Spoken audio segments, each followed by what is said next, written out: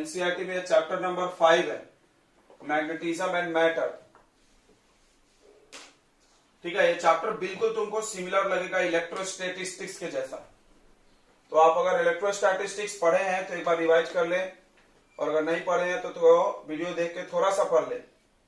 नहीं तो क्या होगा, ये चैप्टर थोड़ा प्रॉब्लम देगा। क्यों प्रॉब्लम देगा? सेम है, तुमको बहुत सारे डेरिवेशन हम स्किप कर देंगे, बोल देंगे आप खुद से कर लो।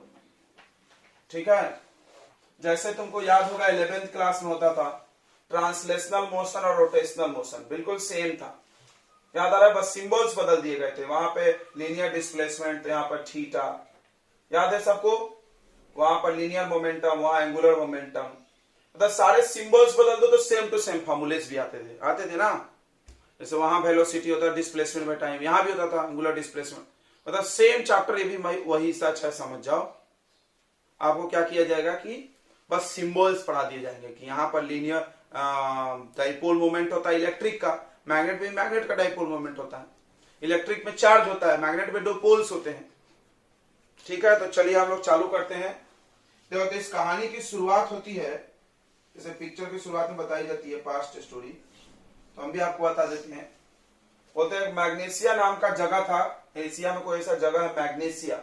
उस जगह पे एक ऐसा पत्थर मिला लोगों को जिसमें लोहे को अट्रैक्ट करने की क्षमता थी। तो इस तरह से उस पत्थर का नाम रख दिया गया, क्या नाम रख दिया गया? मैग्नेटाइट। क्या नाम रख दिया गया? मैग्नेटाइट, मैग्नेशिया नाम के जगह पे। उसका फॉर्मूला क्या था? Fe3O4।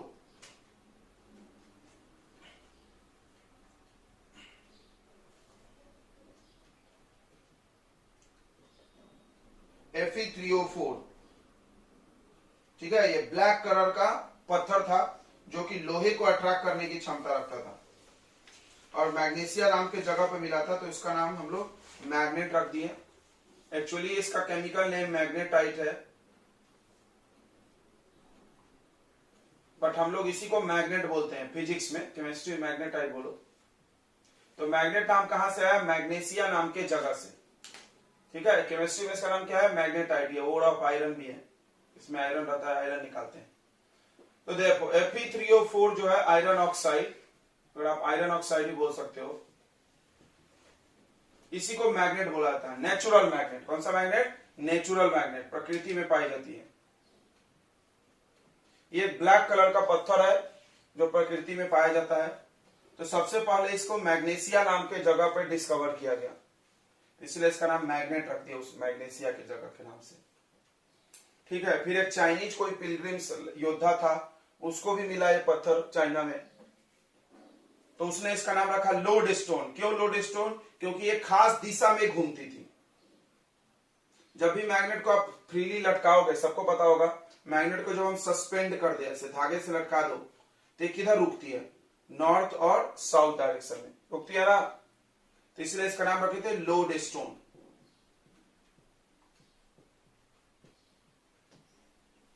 तो मैग्नेट के 2 नाम है, आप देख लो, मैग्नेट भी है, लोड स्टोन भी बोलते हैं। लोड स्टोन क्यों बोलते हैं? क्योंकि एक पर्टिकुलर डायरेक्शन में रुकता है। मैग्नेट क्यों बोलते हैं? क्योंकि मैग्नीशिया नामक जगह पे इसको डिस्कवर किया गया था। ठीक है, इतनी बातें समझ गई। तो व्हाट इज मैग्नेट? मैग्नेट क्या है? तो मैग्नेट ऐसा सब्सटेंस है जो मैग्नेटिक मटेरियल को अट्रैक्ट करता है। ध्यान सुनो, मैग्नेट क्या है? The substance which attract magnetic materials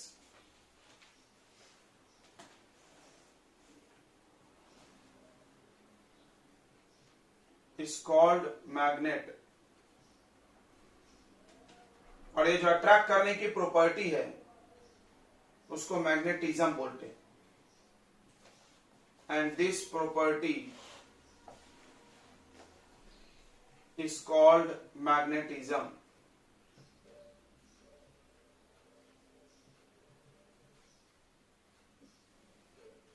ठीक है, तो मैग्नेट किस किस चीजों को अट्रैक्ट करती है, या मैग्नेटिक सब्सटेंस कौन कौन है, ये सुन लो। तो मैग्नेटिक सब्सटेंस आपका आयरन है, लोहा को अट्रैक्ट करेगी, निकल है, कोबाल्ट है, इनको अट्रैक्ट करती है, ठीक है, स्टील को भी करेगा। तो लोहा इन लोगों को, सॉरी, मैग्नेट इन सभी चीजों को अट्रैक्ट कर सकती है, सब मैग्नेटिक सब्सटेंस है। ठीक है, इतनी बातें समझ में आ गई, मैग्नेट की कहानी समझ में आ गई। आप चाहो तो लिख भी सकते हो इसको कि मैग्नेशिया नाम के जगह पर सबसे पहले डिस्कवर हुआ था। मैग्नेशिया एक प्लेस है एशिया में।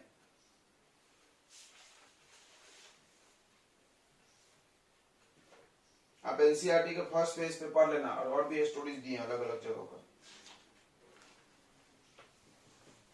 मैग्नेशिया नामक प्लेस पे इसको डिस्कवर किया था, इसलिए इसका नाम मैग्नेट रख दिए। लोड स्टोन किसने रखा था? वो चाइनीज पिलग्रिम्स था, उसने इसको लोड स्टोन रखा था, क्योंकि ये इसके पास डायरेक्शनल प्रॉपर्टी था।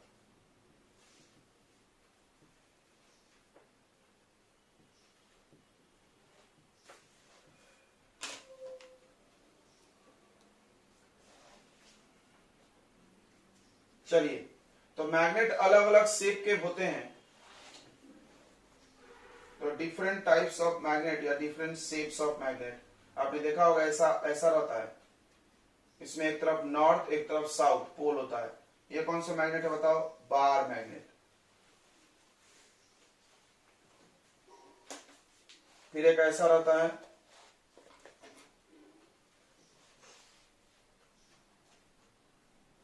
ऐसा घूम सकता है, इसको बोलते हैं मैग्नेटिक नीडल।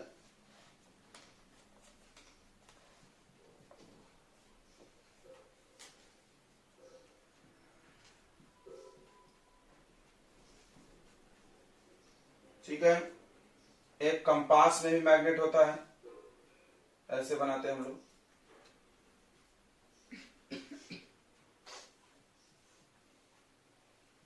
North south. उसके बाद एक यू शेप का मैग्नेट होता है, हॉर्सशू मैग्नेट बोलते हैं इसको।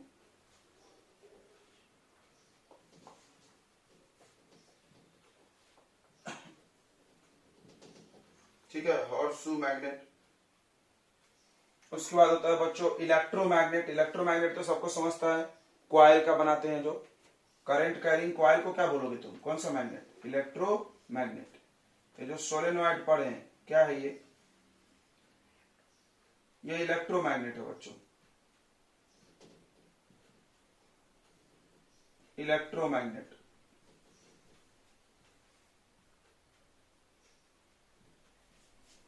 ठीक है, इलेक्ट्रोमैग्नेट भी मैग्नेट हो सकता है। तो ये सब परमानेंट मैग्नेट है, वो टेम्पररी मैग्नेट है। वो कौन सा मैग्नेट है? टेम्पररी है। और ये लोग कौन से हैं? परमानेंट, हमेशा मैग्नेटिक पावर रखेंगे, वो हमेशा नहीं रखेगा। ठीक है, एक आपने देखा होगा स्पीकर में ऐसा स्फेरिकल रिंग मैग्नेट, इसमें नॉर्थ अंदर रहता है, साउथ बाहर। ठीक है, चलिए, तो ये हो गया आपका अलग अलग शेप में मैग्नेट्स जो आपके आसपास दिखते होंगे, हमने आपको बता दिया। ये सब के सब मैनमेड मैग्नेट्स हैं। कौन है? मैनमेड। तो ये मिटा दे आपने, तो लिख ही लिया होगा छोटा सा डेफिनेशन।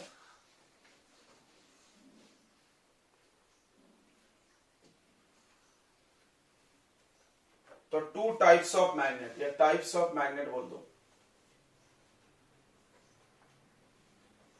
मैग्नेट के टाइप, पहला नेचुरल मैग्नेट।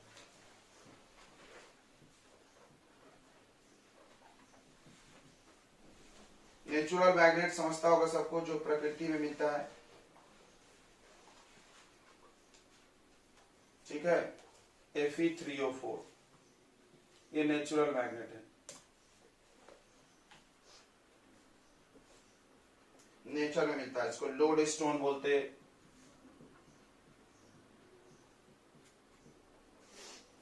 दूसरा आर्टिफिशियल,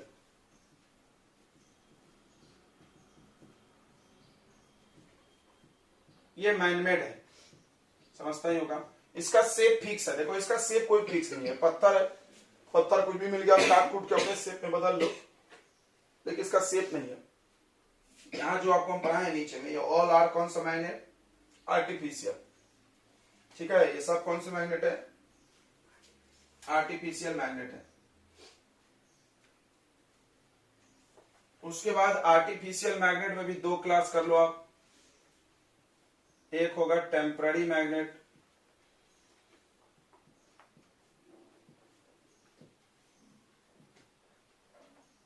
और दूसरा होगा परमानेंट।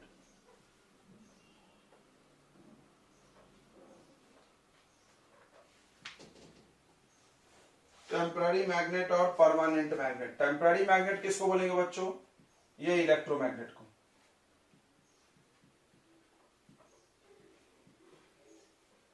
क्यों बोलेंगे? बिकॉज ये अपना मैग्नेटिक पावर खो देगा। कब? जब इसमें करंट को हम ऑफ कर देंगे। और परमानेंट मैग्नेट किसको बोलेंगे? बार मैग्नेट को या हॉर्सशू मैग्नेट को।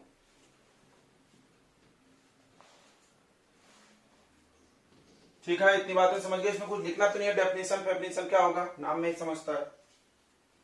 चलिए अब देखते हैं properties of magnet. Her magnet में कुछ प्रॉपर्टी है, वो भी आप जान रहे होंगे। अच्छा, हर मैग्नेट में दो पोल होता है, एक नॉर्थ पोल और एक साउथ पोल। वो भी डेफिनेशन लिख लेते हैं। पोल क्या है? The place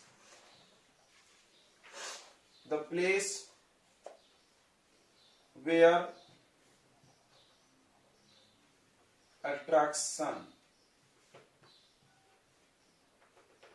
attractive power of magnet is maximum।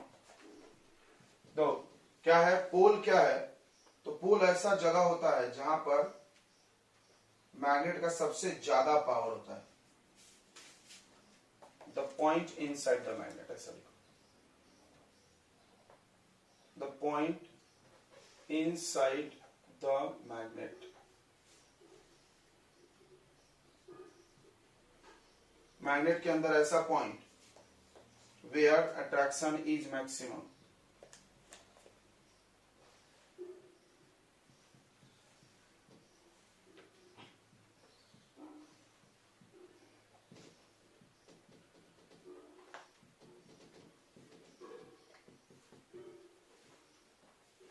दो इधर ये एक बात और ध्यान रखना, मैग्नेट के अंदर पोल होता है। जैसे पोल ये किनारे में नहीं होता है। पोल यहां पर एक पॉइंट हो गया नॉर्थ, और यहां पर एक पॉइंट हो गया साउथ। ठीक है, पोल एक पॉइंट का नाम है, और वो मैग्नेट के थोड़ा सा अंदर होता है, एकदम किनारे पे नहीं होता है। अब दो पोल होते हैं, सबको पता है, इसमें कोई रॉकेट साइंस तो है नहीं, बस हम एक बार रिवाइज करने का काम कर रहे हैं। नॉर्थ पोल और दूसरा साउथ पोल। देखो एक बात समझो, जब भी हम मैग्नेट को नॉर्थ साउथ में फ्रीली सस्पेंड करते हैं, ऐसे लटका दिए, तो जो इसका साउथ है वो अर्थ के साउथ डायरेक्शन की तरफ आएगा, और इसका जो नॉर्थ है वो अर्थ के भी नॉर्थ की तरफ ही आएगा। ये थोड़ा कंफ्यूजिंग है, बट हम लोग इसको बाद में क्लियर करेंगे। ठीक है, बट ये ऐसा हुआ नहीं। एक्चुअली हम बताते क्या होता है। मैग्नेट है, मैग्नेट में कोई लेवलिंग नहीं है, ऐसा तुम सोचोगे तो कंफ्यूजन नहीं होगा। नहीं तो बच्चे क्या बोलते हैं, साउथ साउथ कैसे अट्रैक्ट कर लिया। अरे यार तुम पागल जैसी बातें मत करो। अब हम बताते, देखो ये पेन है मैग्नेट, इसमें कोई लेबलिंग नहीं है। अब हमने क्या किया, इसको धागे में लटकाया ऐसा टुक, तो जो पेन का डायरेक्शन साउथ की तरफ चला गया उसको हम साउथ बोल दिए, भले वो कुछ भी हो। समझ में आ गया? ऐसे याद रखो, कंफ्यूजन नहीं होगा। क्लियर हो गया? ऐसा नहीं कि इसमें पहले से लिखा था साउथ और ये साउथ साउथ अट्रैक्ट नहीं गया। मैग्नेट का जो पोल, मैग्नेटिक का जो पोल अर्थ के साउथ की तरफ गया उसको हम साउथ पोल बोल दिए, मैग्नेट का भी साउथ बोल दिए। तो अब देखो दोनों में साउथ साउथ है, तो सामने वाला ऐसे लिखता है, देखो इसको बोलते हैं मैग्नेटिक साउथ पोल और इसको बोलते हैं जियोग्राफिक साउथ पोल। समझना ध्यान से, ज्योग्राफी अर्थ होता है ना, तो इसको जियोग्राफिकल साउथ पोल बोल देते हैं, तो कंफ्यूजन नहीं होता है। ठीक है,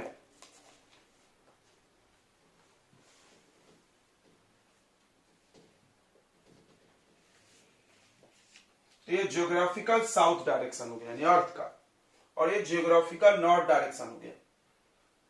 तो जिधर मैग्नेट का वो पोल जो ज्योग्राफिक साउथ की तरफ चला गया उसको कौन सा पोल बोल देंगे? साउथ पोल बोलेंगे। ज्योग्राफिक कैसे बोलेंगे? ज्योग्राफिक अर्थ में लगाते हैं।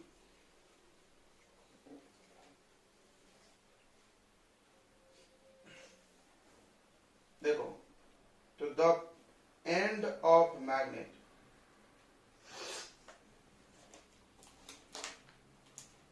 which points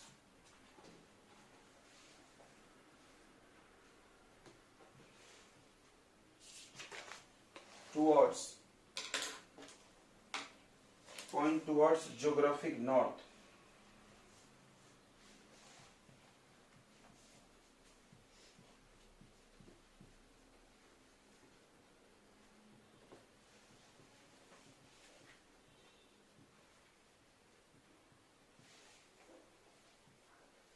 When they get freely suspended.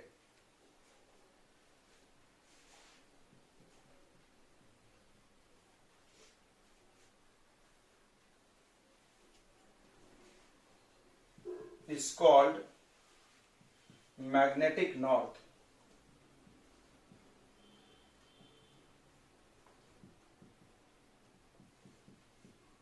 उसको मैग्नेटिक नॉर्थ बोलो या नॉर्थ पोल भी बोल सकते हैं, या उसको क्या बोल सकते हैं हम लोग, नॉर्थ पोल।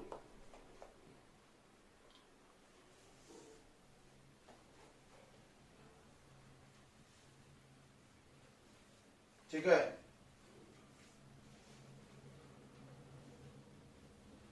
उसी तरह साउथ पोल का डायरेक्शन डेफिनेशन लिख लेना।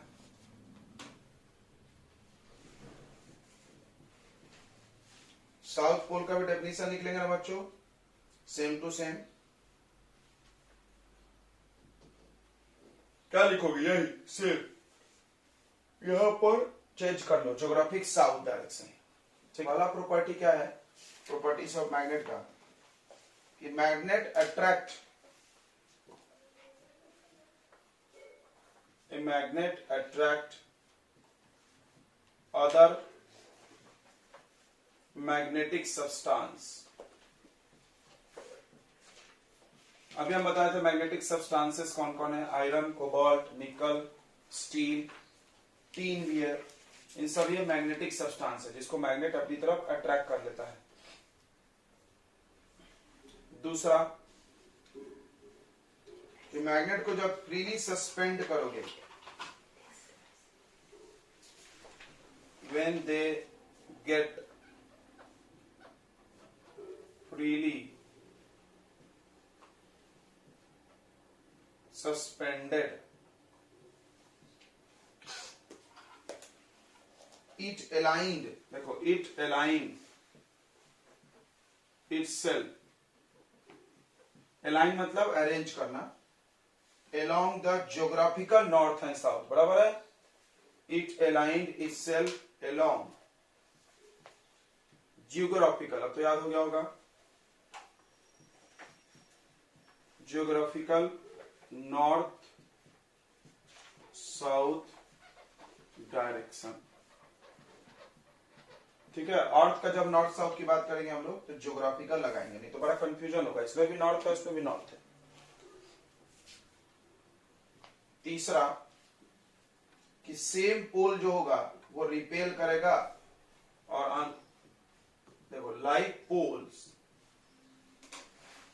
Repel each other,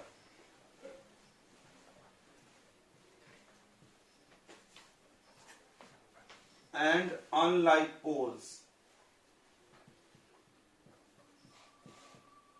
attract each other.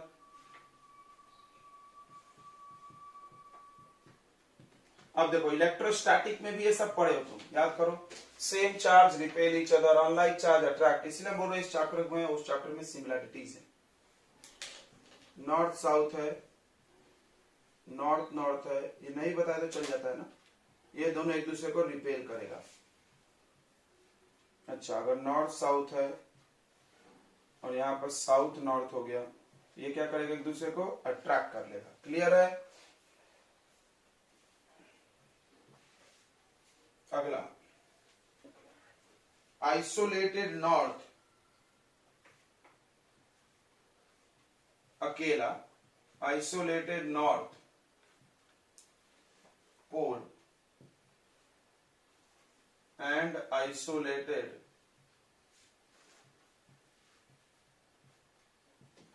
South poles are not possible, या डू नॉट एग्जिस्ट लिखो।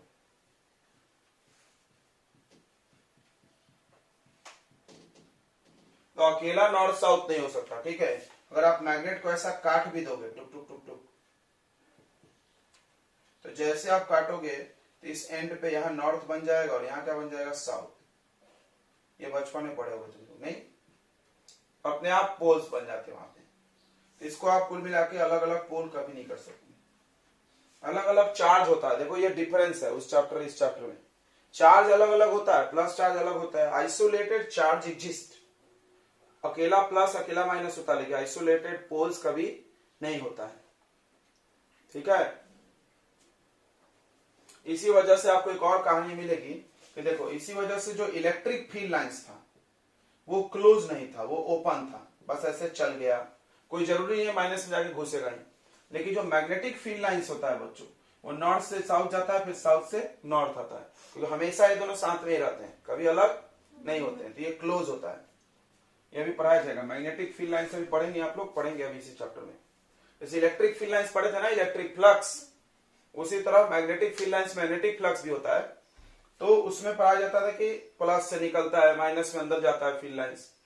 अब प्लस माइनस रहा, मान लो प्लस माइनस दोनों साथ में रहता था, तो प्लस से माइनस जाता था, आता तो नहीं था ऐसे, नहीं, बस ये जाता था। ओपन कर्व, ओपन कर्व मतलब देखो बंद नहीं हुआ, बंद कब बनेगी, जब ऐसे गया और ऐसे आया।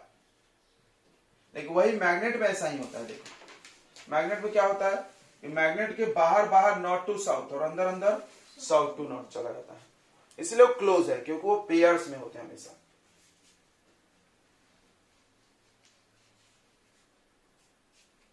चलो तो अगला पॉइंट देखते हैं हम लोग। अगला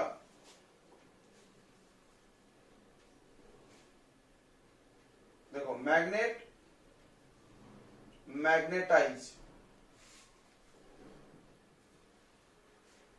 magnet magnetize other magnetic substance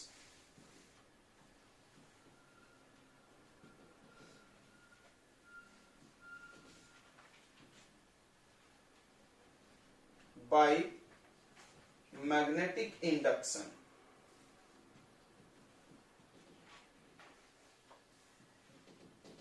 तो ये मिला, वहां भी था इलेक्ट्रोस्टैटिक में, तुमको इंडक्शन मिला था। मिला था क्या, कुछ भी याद है? इंडक्शन बोल भी नहीं रहा सब, किसी को इंडक्शन याद है क्या? बताओ बच्चों, इंडक्शन, इलेक्ट्रोस्टैटिक्स में इंडक्शन पढ़ाया गया था। चलिए हम बता देते हैं। जैसे एक प्लस चार्ज का ऑब्जेक्ट है, उसके पास एक अनचार्ज ऑब्जेक्ट लाते थे, तो इसका माइनस इधर अट्रैक्ट हो जाता था, प्लस इधर हो जाता था, और फिर इसको ग्राउंड कर देते थे। ग्राउंड करने पे प्लस चार्ज जमीन में चला जाता था, ठीक है। फिर ये कौन सा चार्ज हो जाता था, माइनस चार्ज हो जाता था, राइट। तो इसको चार्ज करने के प्रोसेस को, मतलब एक चार्ज ऑब्जेक्ट के मदद से एक अनचार्ज को चार्ज बना दिए, उसको क्या बोलते थे हम लोग, इंडक्शन। अब तो बोल सकते हो इलेक्ट्रोस्टैटिक इंडक्शन। अब अलग अलग इंडक्शन हो गया भाई, वहां भी इंडक्शन, यहां भी, अब सब में मैग्नेटिक को लगाना पड़ेगा। अब सुनना, इस सेम कहानी मैग्नेट में भी तो होता है भाई, कि नहीं होती है? तुमने देखा होगा कैसे। ये मेरे पास मैग्नेट है, यहां पे नॉर्थ, यहां पे साउथ, यहां पर हम एक लोहा लाके चिपका दिए या थोड़ा दूर भी रखे तो भी चलता है। ये एक आयरन है, तो ये भी मैग्नेट बन जाता है, बन जाता है कि नहीं? अगली बार इसमें कुछ चिपकाएंगे तो चिपक जाएगा।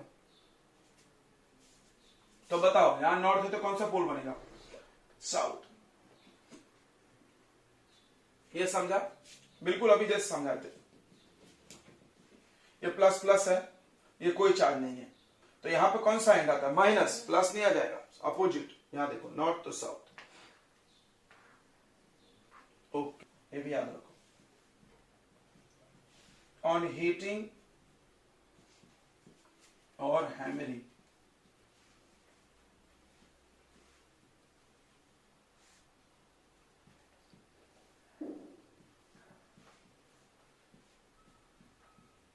magnetic property of magnet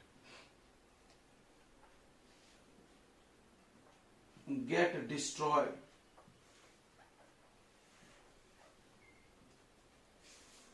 चलो इतनी बातें समझ में आ गई। ओके, तो मैग्नेट को आप गर्म करोगे तो क्या होगा, इसके अंदर का जो छोटे छोटे मैग्नेट थे अरेंज थे वो बिगड़ जाएंगे फिर से गर्म करने से, तो फिर उसका प्रॉपर्टी खत्म हो जाएगी, या ठोक देगा जल्द से तो भी। चलिए अब आगे बढ़ते हैं हम लोग। अब पढ़ते हैं कि मैग्नेटिक थ्योरी, मैग्नेट की थ्योरी पढ़ाई जाएगी आपको, कैसे कैसे क्या हुआ इसके अंदर। मॉलिक्यूलर थ्योरी ऑफ मैग्नेटिज्म, ये मिटा दे बच्चों, सुनना। इसमें सिर्फ हम मैग्नेटिक मटेरियल की ही बात करने वाले हैं, एकदम दिमाग में रख लेना।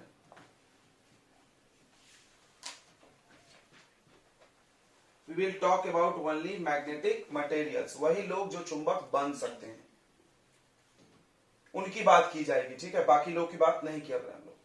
तो क्या बोलते हैं कि जितने भी मैग्नेटिक मटेरियल हैं, जैसे लोहा मैग्नेट बन सकता है, निकल, कोबाल्ट, ये सब मैग्नेट बन सकते हैं। मेनली आयरन के बारे में आप सोचें तो उसके अंदर छोटे छोटे उसके हर मॉलिक्यूल्स मैग्नेट की तरह बिहेव करते हैं। मैग्नेटिक मटेरियल के हर मॉलिक्यूल्स मैग्नेट की तरह बिहेव करते हैं, जो हम आपको अभी बता रहे थे। और उस छोटे से मैग्नेट को हम लोग बोलते हैं एलिमेंट्री मैग्नेट। क्या बोलते हैं? Elementary magnet. देखो एक छोटा सा एरो से दिखाया जाता है उसको, इस एरो में ये हेड नॉर्थ है, ये साउथ है, एलिमेंट्री मैग्नेट बोलते हैं इसको, ठीक है, सुन लो, बाद में लिख के देना ही पड़ेगा। ओके, अब क्या होता है कि जब भी ये मैग्नेटिक मटेरियल अनमैग्नेटाइज होता है, ये बात समझ में आ गई, पहला कि छोटे छोटे मैग्नेट से बने होते हैं, इसको हम लोग मैग्नेटिक एलिमेंट्री मैग्नेट्स बोलते हैं। ओके, जब ये अनमैग्नेटाइज होता है, अनमैग्नेटाइज मतलब लोहा भी, सारा लोहा तो मैग्नेट क्यों नहीं है, जब छोटे छोटे मैग्नेट्स है उसके अंदर, तो जब वो अनमैग्नेटाइज होता है, मैग्नेट नहीं होता है, तो कैसा रहता है, आप ध्यान से समझना इसको, बड़ा इंपॉर्टेंट है। तो कोई भी मैग्नेट क्यों होता है, थोड़ा सा इसको हम लोग थोड़ा डिटेल करते हैं। तो ये नॉर्थ है, ये साउथ है, समझना ध्यान से। तो जैसे इलेक्ट्रिक फील्ड लाइंस होता था, उसी तरह मैग्नेट की भी चारों तरफ मैग्नेटिक फील्ड लाइंस होता है, और वो नॉर्थ से ऐसे निकलती है और बाहर नॉर्थ टू साउथ आता है। थोड़ा छोटा होना चाहिए। तो नॉर्थ से ऐसे फील्ड लाइंस निकलते हैं बाहर की तरफ, सेम चार्ज के जैसा है, और ये ऐसे जाते हैं। अब क्या होता है, तुमने सुना होगा फील्ड लाइंस की प्रॉपर्टी कि ये कॉन्ट्रैक्ट होते हैं, ये रबर बैंड जैसे हैं। ये इलेक्ट्रिक फील्ड में भी हमने सुना होगा, ये लोग हमेशा क्या होते हैं, कॉन्ट्रैक्ट होने की कोशिश करते हैं कम से कम अपना स्पेस बना ले, जगह। तो अब क्या होगा, देखो इसके फील्ड लाइंस बाहर निकल रहे हैं। अब मान लो यहां पर ध्यान समझना, यहां पर कोई आप नॉर्थ पोल ला दिए, तो नॉर्थ रिपल्सन कैसे होगा, देखो इसका भी फील्ड लाइंस निकलेगा और इसके भी निकलेंगे। दोनों फील्ड लाइंस, समझना ध्यान से, दोनों फील्ड लाइंस काट तो नहीं सकते, तुमने पढ़ा है फील्ड लाइंस काटता है दूसरे को, नहीं है। तो इसका फील्ड लाइंस देखो, इसका फील्ड लाइन ऐसे हो जाता है और इसका फील्ड लाइन ऐसे हो जाता है, क्योंकि एक दूसरे को इंटरसेक्ट नहीं कर सकते। तो ये क्या कर रहा है, देखो रिपल्सन, क्या कर रहा है, रिपल्सन कर रहा है, दिख रहा है ना सबको। अच्छा, अब सुनो अट्रैक्शन कैसे होती है। जब यहां पर साउथ लाए नॉर्थ लाए, तो साउथ से देखो इसका नॉर्थ से निकला, अब नॉर्थ से निकल के इधर बाहर नहीं जाएगा, इसके साउथ में घुस गया और फिर यहां से निकल के आया। ओ आया समझ में। अब देखो ये रबर बैंड हम बोले थे, अब सोचो एक ही रबर बैंड दो पे चढ़ा दो तो क्या करेगी, उसको खींच लेगी। समझ में आ रहा है। मान लो आप एक रबर बैंड लेके चढ़ा देती है, इसको अपनी तरफ क्या करेगी, अट्रैक्ट कर लेगी। समझ में आ गया। अट्रैक्शन के लिए नॉर्थ लाए तो ऐसा नहीं हो रहा था, क्योंकि ऐसा जाएगा अंदर तो क्रॉस हो जाएगा, क्रॉस नहीं कर सकते ना अपन। ये कहानी समझ में आ गई। तो मैग्नेट अपना मैग्नेटिक पावर क्यों दिखा रहा है, क्योंकि उसका फील्ड लाइंस कहां निकल रहा है, बाहर। ये बात क्लियर हो गई। जब उसके फील्ड लाइन से बाहर निकल रहा है, जब ये अपना काम कर रहा है, जहां तक फील्ड लाइन पहुंच रहा है वहां तक इसका पावर रहेगा।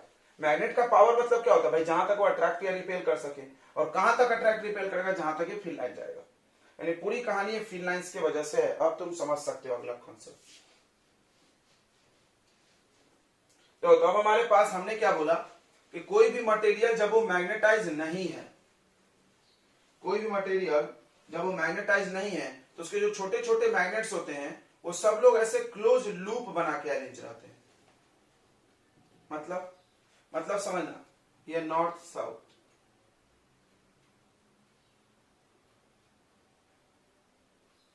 अब क्या होगा देखो, इसका फील्ड लाइन नॉर्थ से निकलेगा, इसमें घुस जाएगा ना, यहाँ साउथ है, फिर इससे इसमें ऐसे गोल गोल गोल गोल गोल गोल नाच रहे हैं। क्या फील्ड लाइन बाहर आया कोई?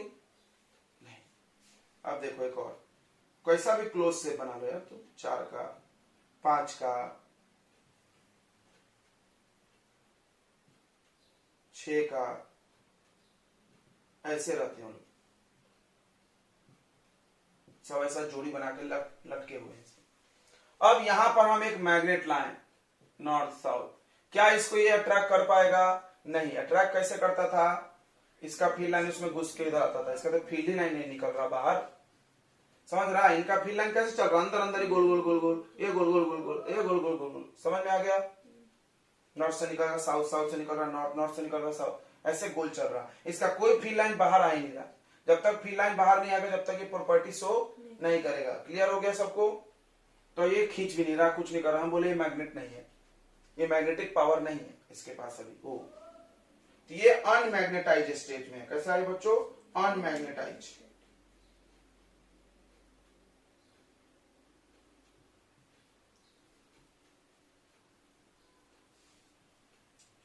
अब क्या होगा, ध्यान सुनो। अब जैसे ही आप इसको मैग्नेटिक फील्ड में ले जाकर रख दिए, एक एक बात समझना दिल से, तुमने पढ़ा है, तुमने अभी, कि मैग्नेटिक फील्ड क्या करेगी? फोर्स लगाएगी। मैग्नेटिक फील्ड क्या करती है?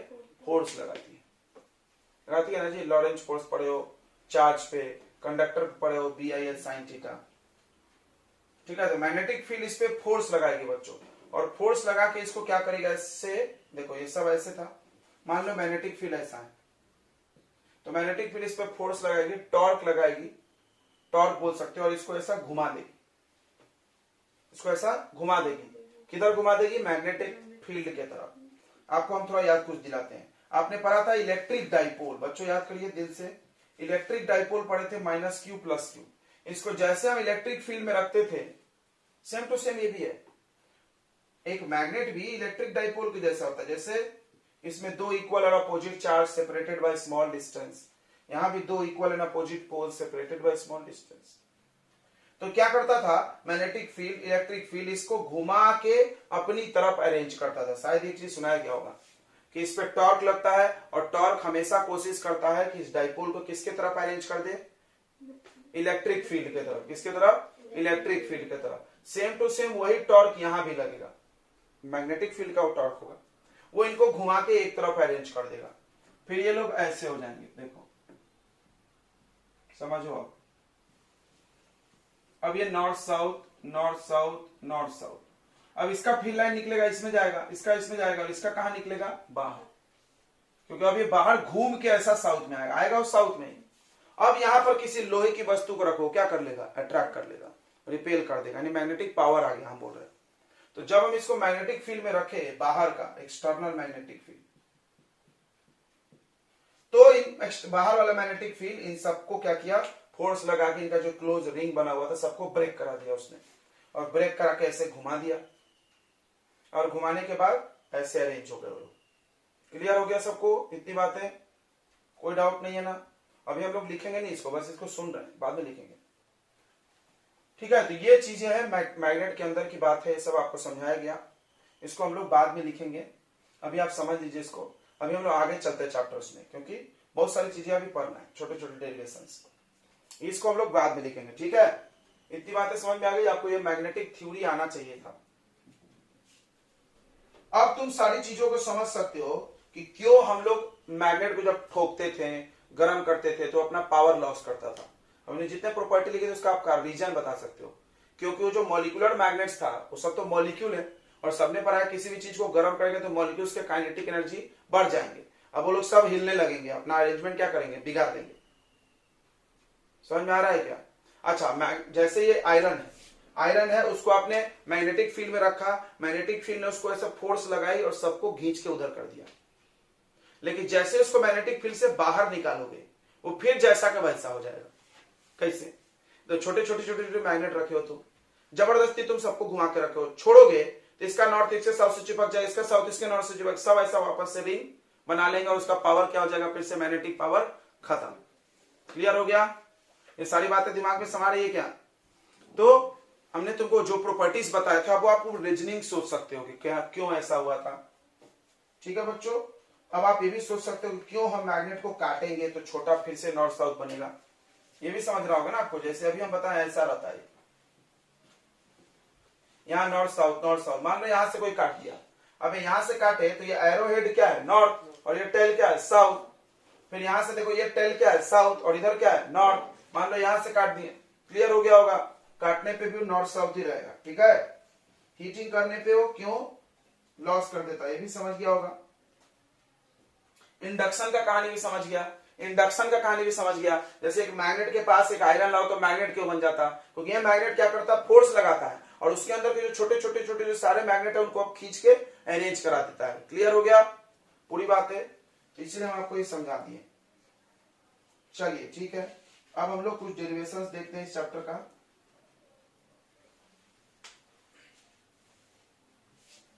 तो आपने जो प्रॉपर्टीज लिखा उसकी कहानी समझने के लिए थ्योरी समझना जरूरी था। तो कूलम्स लॉ ऑफ मैग्नेटिज्म पढ़ेंगे हम लोग, मैग्नेटिज्म में भी कूलम्स लॉ है।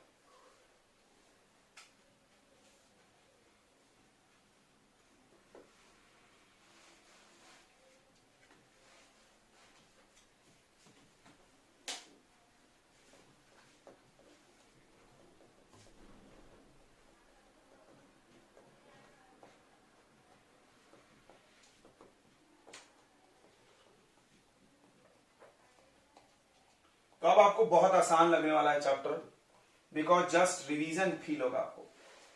ठीक है, अगर आप पहला पढ़ के आए हो तो इलेक्ट्रोस्टैटिस्टिक्स, नहीं पढ़े हो तो ज्यादा मुश्किल नहीं आएगा। तो कूलम्स इनवर्स स्क्वायर लॉ ऐसा लिख के आता उनके कूलम्स लॉ में। बट तुमको एक बात याद होगा कि सारे लॉ जिनमें 1/r स्क्वायर है उन सबको हम क्या बोल सकते हैं, इनवर्स स्क्वायर लॉ। कोई बड़ी बात नहीं है, मतलब इसके पहले जो आप कूलम्स लॉ पढ़े तो उसको भी बोल सकते थे इनवर्स स्क्वायर लॉ, लेकिन यहां लिखा हो मैग्नेटिज्म, यानी मैग्नेट की बात करेंगे हम लोग। ठीक है, तो सेम टू सेम मैग्नेट के बीच में भी फोर्स लगता है। देखो अब हमारे पास एक मैग्नेट है,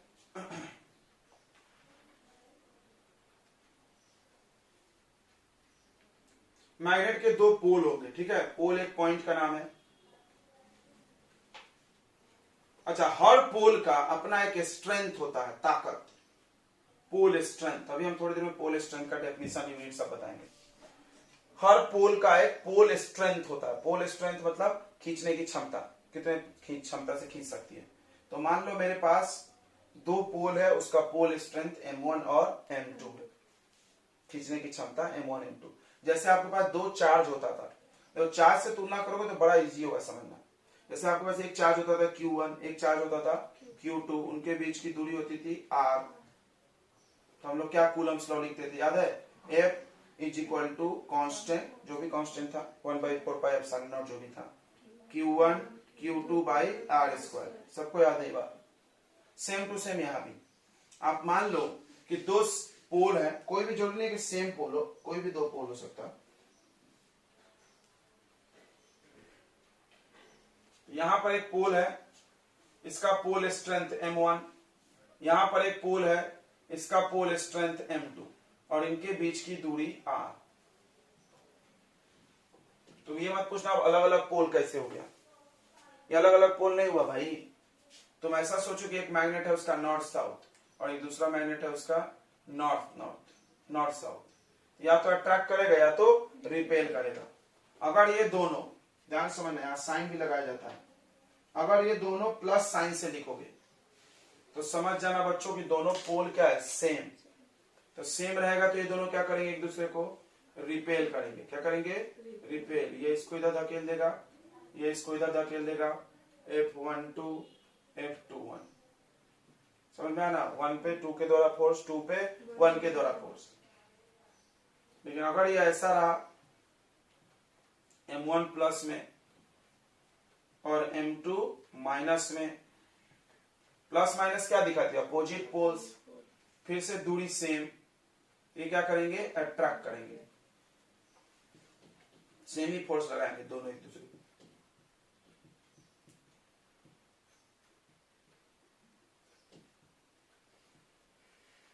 ठीक है, इतनी बातें समझ में आ गई होगी सबको, कोई दिक्कत नहीं है ना।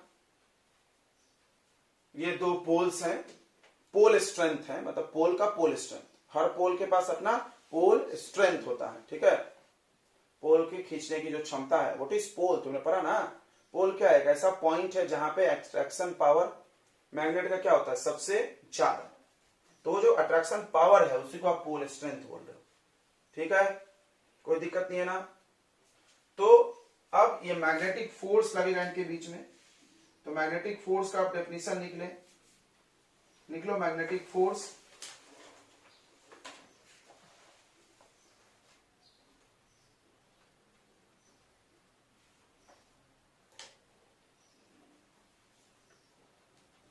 द फोर्स ऑफ अट्रैक्शन और repulsion.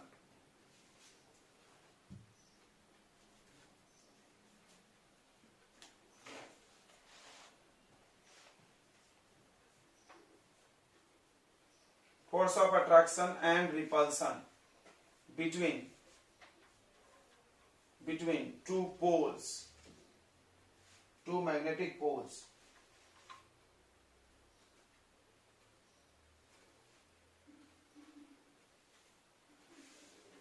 is called magnetic force. Is called magnetic force.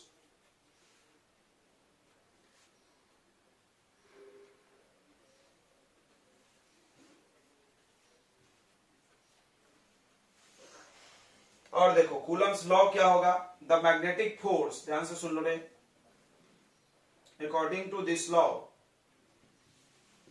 इस लॉ के हिसाब से जो मैग्नेटिक फोर्स लगेगा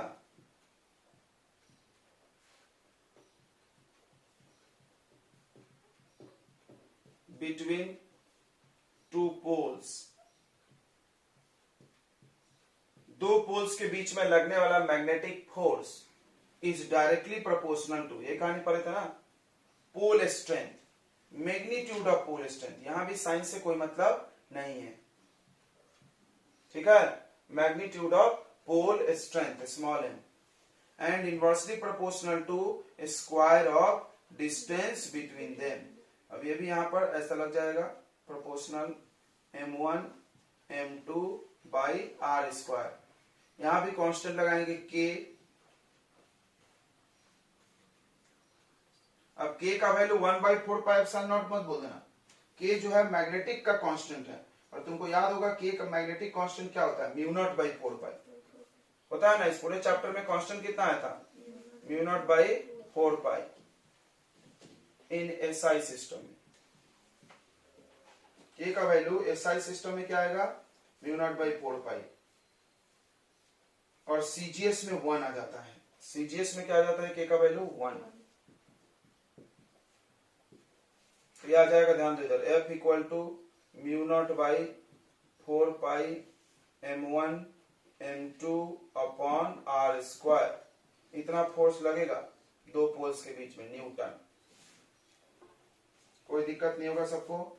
इसका वैल्यू याद है ना, μ0/4π का कितना वैल्यू होता है, 10⁻⁻⁷।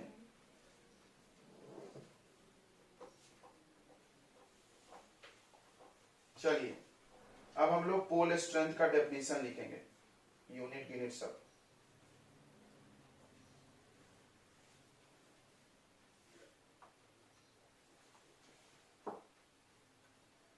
तो अभी हम लोग देखते हैं इसका डेफिनेशन और unit.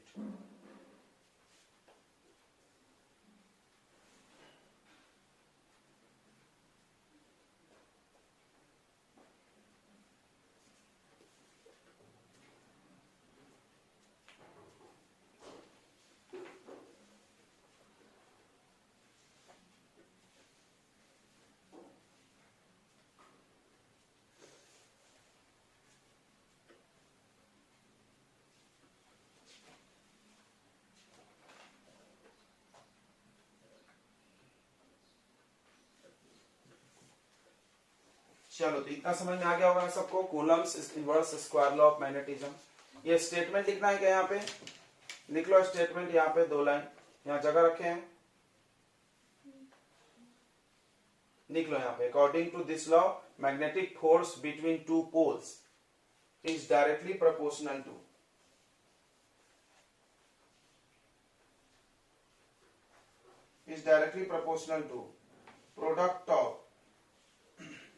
product of pole strength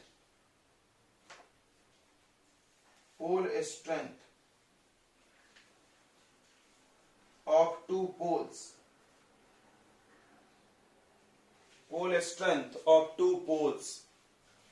ठीक है, and inversely proportional to square of distance between them,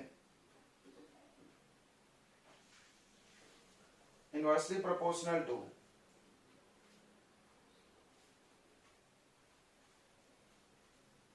square of distance between them।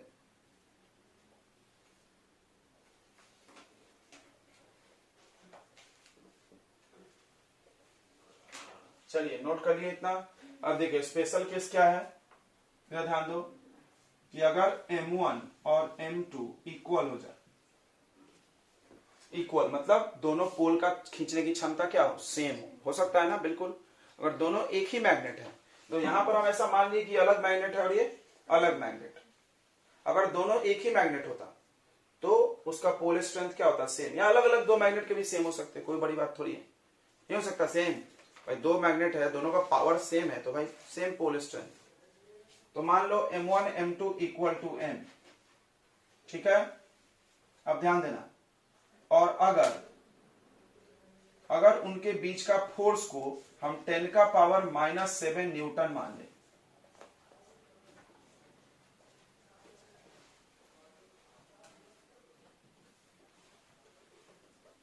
तो पोल स्ट्रेंथ को इक्वल मान ले और फोर्स को कितना मान ले, 10 का पावर -7। ध्यान से समझना।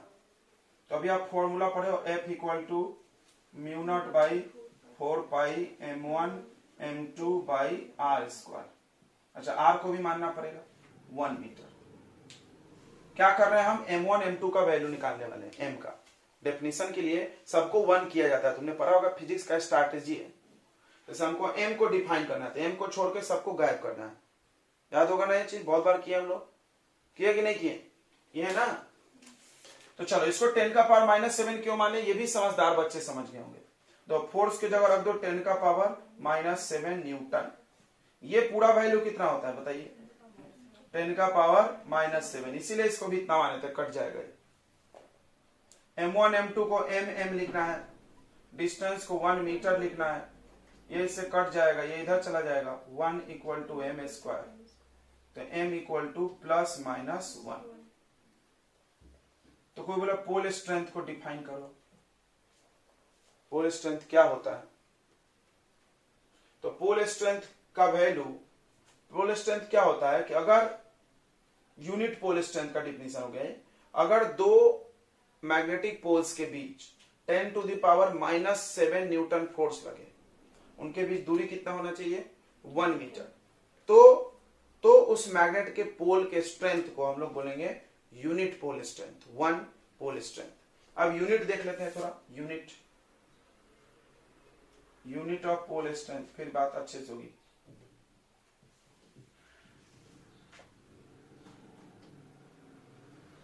पोल स्ट्रेंथ का यूनिट सुनो इधर ध्यान से,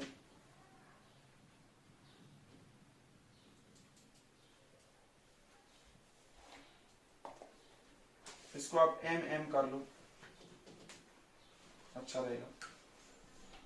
जो आप सबका यूनिट जानते हो, इसमें से नहीं जानते तो बहुत शर्म की बात है। F का यूनिट क्या होता है, न्यूटन होता है ना। अच्छा न्यूटन को हम लोग क्या लिख सकते हैं, kg मीटर पर सेकेंड स्क्वायर। क्या ये बात सबको पता है, ये पता है कि नहीं पता है। देखो कैसे, फोर्स है, फोर्स का फॉर्मूला होता है मास इंटू एक्सेलरेशन। मास का यूनिट हो जाएगा kg और मीटर पर सेकेंड स्क्वायर क्या हो जाएगा, एक्सेलरेशन। ओके, और एक बात, क्या आप μ0 का यूनिट जानते हो, μ0 का जानना चाहिए, नहीं जानते तो बहुत शर्म की बात है। μ0 का यूनिट आपको जानना चाहिए, बहुत बार मिला है, कोई जानता है म्यू नॉट का यूनिट? बताओ जल्दी से, म्यू नॉट का यूनिट बताइए।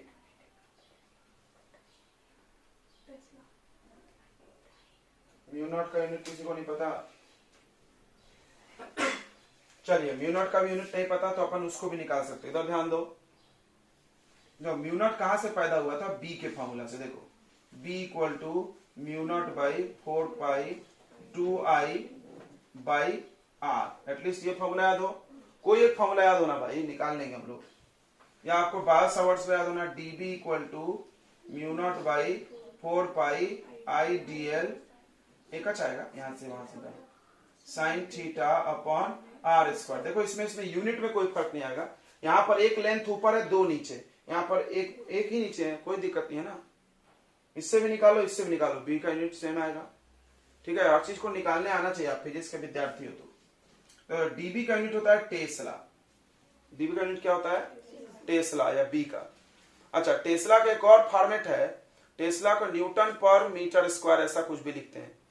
लिखते हैं क्या? नहीं पता? देखो बता रहे। ये फॉर्मूला भी कहां से आया था? बाप रे, दिमाग पागल कर देंगे तुम्हारा। ये फॉर्मूला आया था तुमको F equal to BIL sine theta. ये पढ़े हो क्या? यहां से आप मैग्नेटिक फील्ड का यूनिट निकाल सकते हो। टेस्ला के अलावा क्या आएगा? चलो बता देना। मैं इसका यूनिट न्यूटन, बी का हमको पता करना है, इसका एम्पियर, इसका मीटर, साइन थीटा को ये डिवाइड मार दो तो इसका टेस्ला का यूनिट। टेस्ला जो तुम बोल रहे हो, टेस्ला के जगह पर क्या होगा ये भी याद रखो। मैग्नेटिक फील्ड हो जाएगा न्यूटन पर एम्पियर पर मीटर। इसी को आप टेस्ला बोलते हो। क्या बोलते हो इसी को आप? टेस्ला। समझ में आ रहा है? एक एक चीज समझना, आप कहां से कौन सा चीज निकाल रहे हैं। इसको और हम तोड़ सकते थे, और हम एफ वाला ये फॉर्मूला लेते Q V B sine theta, तो फिर टेस्ला की जगह कुछ और ही आ जाता। यहां भी न्यूटन आता, फॉर्मूला सब वही आएगा। देखो चार्ज आएगा, वेलोसिटी का मीटर पर सेकेंड, तो चार्ज का यूनिट हो जाएगा कूलम पर सेकेंड, मिल के करंट हो गया एम्पियर। चलो यही रहने दो, ठीक है, ये मत, इससे नहीं। तो हम इससे निकाले हैं मैग्नेटिक फील्ड का यूनिट, दिमाग में रखो।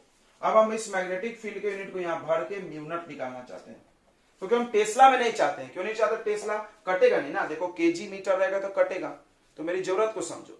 हमने न्यूटन को तोड़ दिया, अगर हम इसको टेस्ला फेसला में लाएंगे तो कटेगा कैसे? अच्छा, न्यूटन कट रहा था क्या? देख लेते हैं अभी। देखो इधर, तो बी का यूनिट आप रख दीजिए न्यूटन पर ampere per metre. Mu naught का पता करना है, 4 पाई का कोई यूनिट नहीं होता।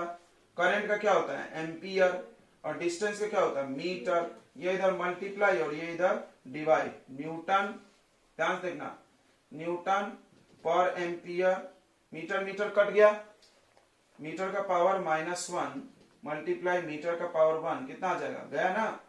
और एम्पियर का में आ गया डिवाइड में, तो म्यू नॉट का यूनिट जल्दी से बोल दो, क्या आ गया? न्यूटन पर एम्पियर स्क्वायर। ओ, टेस्ला में भी तुम निकाल सकते थे, टेस्ला मीटर, ये मल्टीप्लाई होके डिवाइड बाई एम्पियर, कोई दिक्कत नहीं है। हम ऐसा निकालें, न्यूटन नहीं रहने दो, कट जाएगा। नहीं, मेरे को लगा नहीं कटेगा, इसलिए मैं सही। एक एक बात समझ में आ रही है सबको? ये फॉर्मूला पढ़े हो गया? क्या है ये? Magnetic field due to straight wire infinitely long. सीधा तार इतना मैग्नेटिक फील्ड बनाती है। ये तो याद ही होना चाहिए, बहुत ज्यादा यूज हुआ इस पूरे चैप्टर में।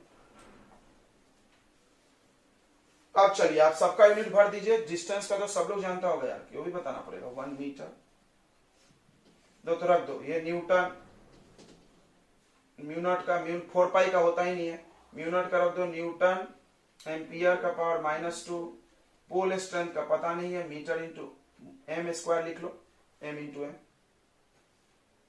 और आर का हो गया, अरे यार बड़ा समस्या है ओ भी एम, ए भी एम, नहीं, ओहो M1 M2 कट जाएगा, नहीं तो काट देगा बहुत में। तो मीटर इंटू मीटर क्या हो जाएगा? Meter square. न्यूटन से न्यूटन कट गया, अब ये मीटर स्क्वायर को इधर जाने दो और एम्पियर को भी जाने दो इधर। क्या आ रहा है? जल्दी से बोलो, जल्दी से बोलो। ये मिटा दे, ये मिटा दे क्या? ये साइड वाला है नहीं ना, तो ये क्या है कि ये तो सिखाए ना हमने कैसे निकालना है, तो आप यहां से निकाल के बता दोगे क्या? आराम से निकलेगा। देखो मीटर स्क्वायर एम्पियर स्क्वायर, और 2 बार है वो, तो एक का निकालोगे तो कितना होगा, अंडर रूट हो जाएगा। तो क्या आएगा, एम्पियर मीटर। क्या आएगा, एम्पियर मीटर। चलो यहां लिख दे रहे हम, एम हो गया एम याद हो गया, एम्पियर मीटर, एम्पियर। तो पोल स्ट्रेंथ का यूनिट क्या है, एम्पियर मीटर। क्लियर हो गया। देखो एक एक चीज समझना ध्यान से।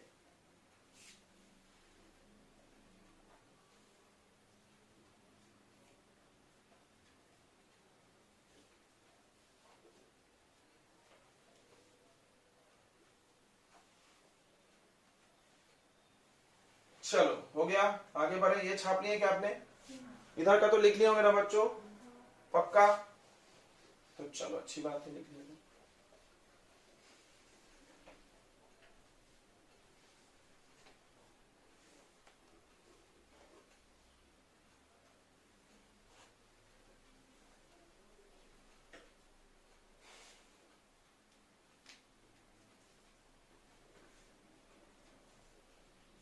चलिए तो स्पेशल केस पहला लिख लिए।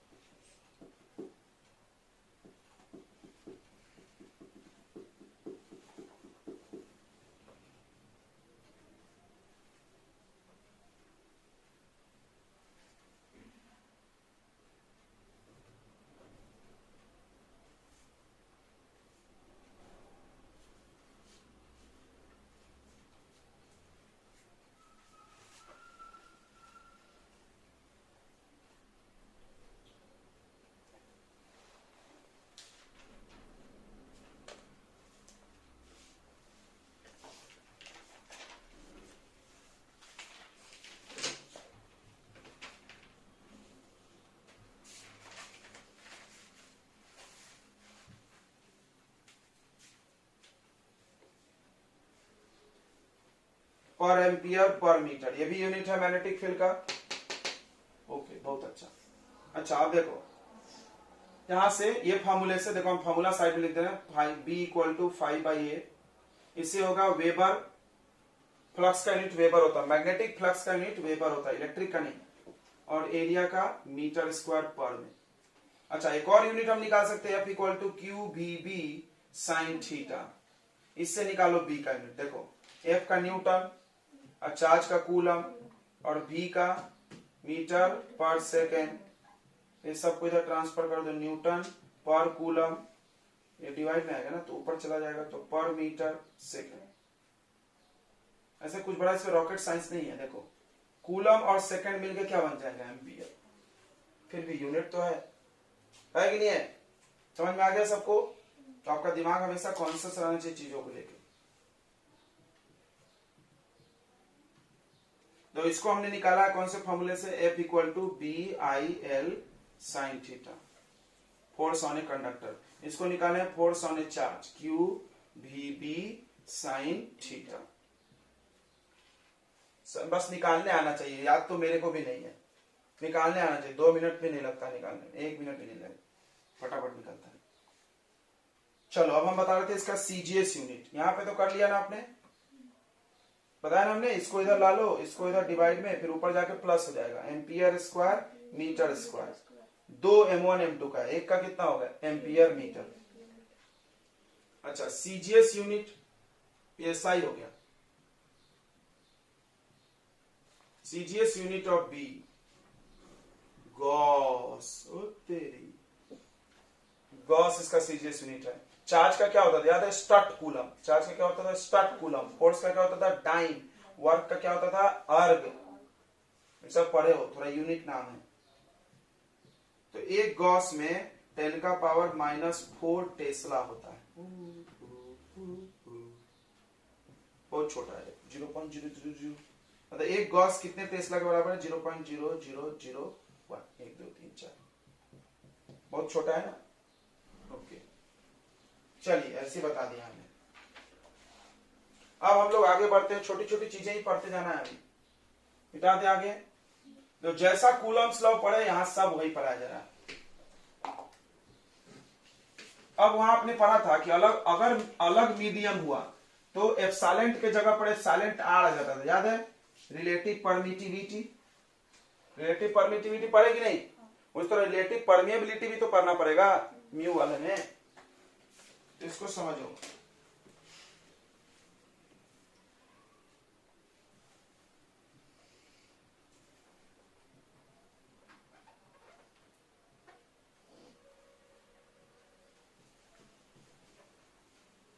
तो जैसे आप वहां पढ़े हो ना, घर जाकर कॉपी जरूर देखना, तुमको पक्का लगेगा वही है सब चीज। तो force between two poles in air, हवा में कितना फोर्स है, तो F बराबर F नॉट लिख देते थे, म्यू नॉट बाई 4 पाई, उसके बाद M1 M2 by R square. अभी पढ़े हो, बराबर है। जहां पर म्यू नॉट क्या है, म्यू नॉट को बोलते हैं हम लोग एब्सोल्यूट, एक का रहेगा तो एब्सोल्यूट लगता हमेशा, एब्सोल्यूट परमीएबिलिटी ऑफ एयर, हवा का है। ओ ठीक है,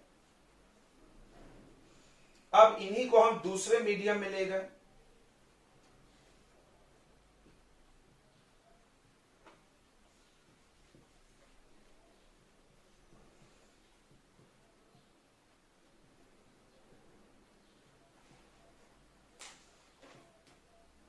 दूसरे मीडियम में ले गए तो एफ एम बोल रहे हैं फोर्स। तो अब दूसरे मीडियम का म्यू रखो,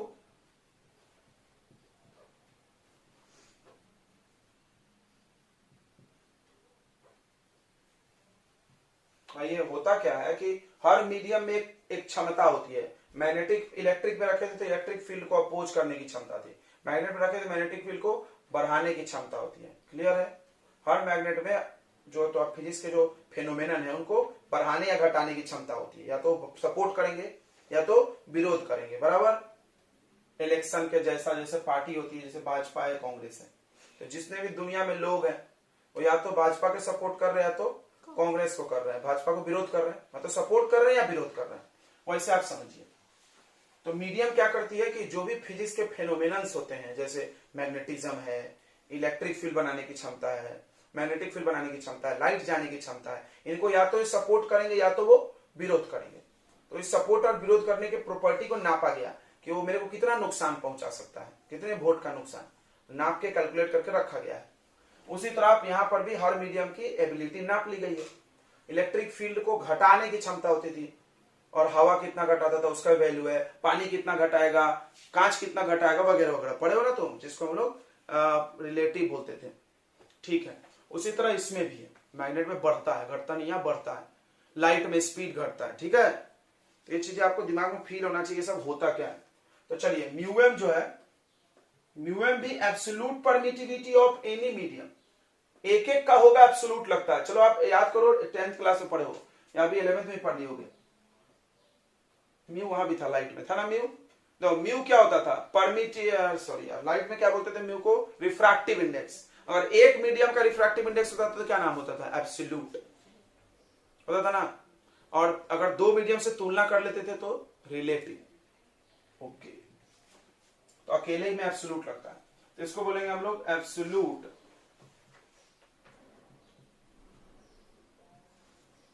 परमिएबिलिटी ऑफ अनदर मीडियम।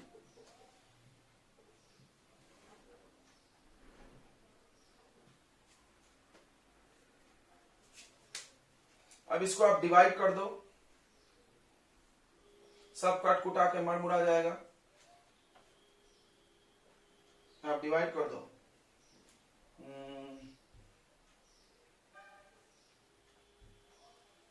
इसको ऊपर रखना पड़ेगा, इसको नीचे। ये कैसे डिसाइड होता है,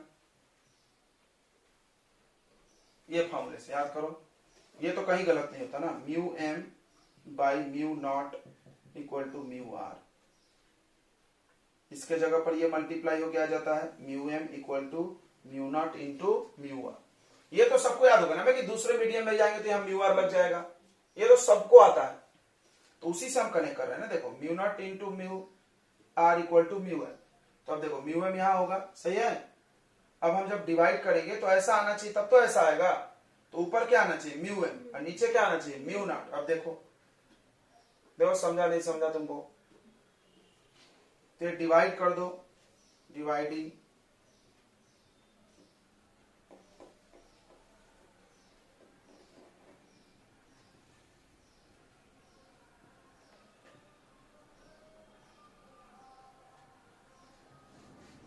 चलो ऐसे सोच लेना तुम किसको किधर डिवाइड करना, तो F M by F not. तो तुमको काट के यही ओरल लिख देगा, देखो ये पूरा गया ये पूरा गया, ऊपर क्या बचा म्यू एम और नीचे क्या बचा म्यू आर, और sorry sorry sorry mu naught, और इसी को क्या बोला गया म्यू आर। ओके, अब म्यू आर के दो दो डेफिनेशन हो जाएंगे। म्यू आर को बोलेंगे हम लोग रिलेटिव परमिएबिलिटी, किसका दोनों मीडियम का तुलना करना, रिलेट मत करना मतलब तुलना। जैसे रिलेटिव वेलोसिटी पढ़े होगे ना, जैसे velocity of car velocity of बस, तो हम इन दोनों को हटा के एक वर्ड यूज कर सकते हैं velocity of car with respect to bus. याद आ रहा होगा, ऐसा बहुत चीजें हम लोग फिजिक्स में ऐसा पढ़े। तो ये क्या है, तो इसका डेफिनेशन या तो आप इससे बनाइए या तो इससे बनाइए। इससे बनाएंगे तो क्या बोलेंगे, it is the ratio of, अच्छा सेम सेम क्वांटिटी डिवाइड होता है तो डेफिनेशन में रेशियो लिखा रहता है, ये भी पढ़े होंगे, सेम सेम लोग हैं, तो इसको ऐसा बोलेंगे द रेशियो ऑफ, छापो ये, permittivity of any medium to the permittive, sorry यार क्या बोले, permeability of any medium to the permeability of air is called relative permeability. Okay not okay, इससे करो the ratio of force between two poles, charge नहीं है देखना, तो भक्त में वो निकल जाता है बोल फ्लो फ्लो में नहीं, तो force between two poles in any another medium to the, ये तो लिखा है देखो ना, to the force between two poles in air is called relative permeability. Clear है, यहां से हम लोग करेंगे डिफाइन, दो दो डिफिनेशन लिख सकते हैं। अब यहीं से ऐसे पढ़ाई जाती है बच्चों को कि mu M upon mu not equal to mu R. Okay sir, इसको इधर क्रॉस मार दो तो म्यू एम के जगह क्या हो जाएगा mu not into mu R. और यही पढ़ाया जाता है, क्या पढ़ाया जाता है कि जब दूसरे मीडियम में निकालना हो तो म्यू एम मत लिखो, क्या लिख दो direct mu not into mu R. Clear हो गया, तो हम लोग इसको ऐसे लिखेंगे, ठीक है। यही क्वेश्चन 2 है, पुट इन सेकेंड, सेकेंड में आप पुट कर दीजिए, बताइए कितना आएगा पुट करके जल्दी से। तो जब आप सेकेंड में पुट करोगे बच्चों तो ऐसा दिखेगा F equal to force in any other medium equal to mu not into mu R upon 4 pi, उसके बाद M1 M2 by R. This is no force between two poles in another medium, और यही fashion बना लिया गया।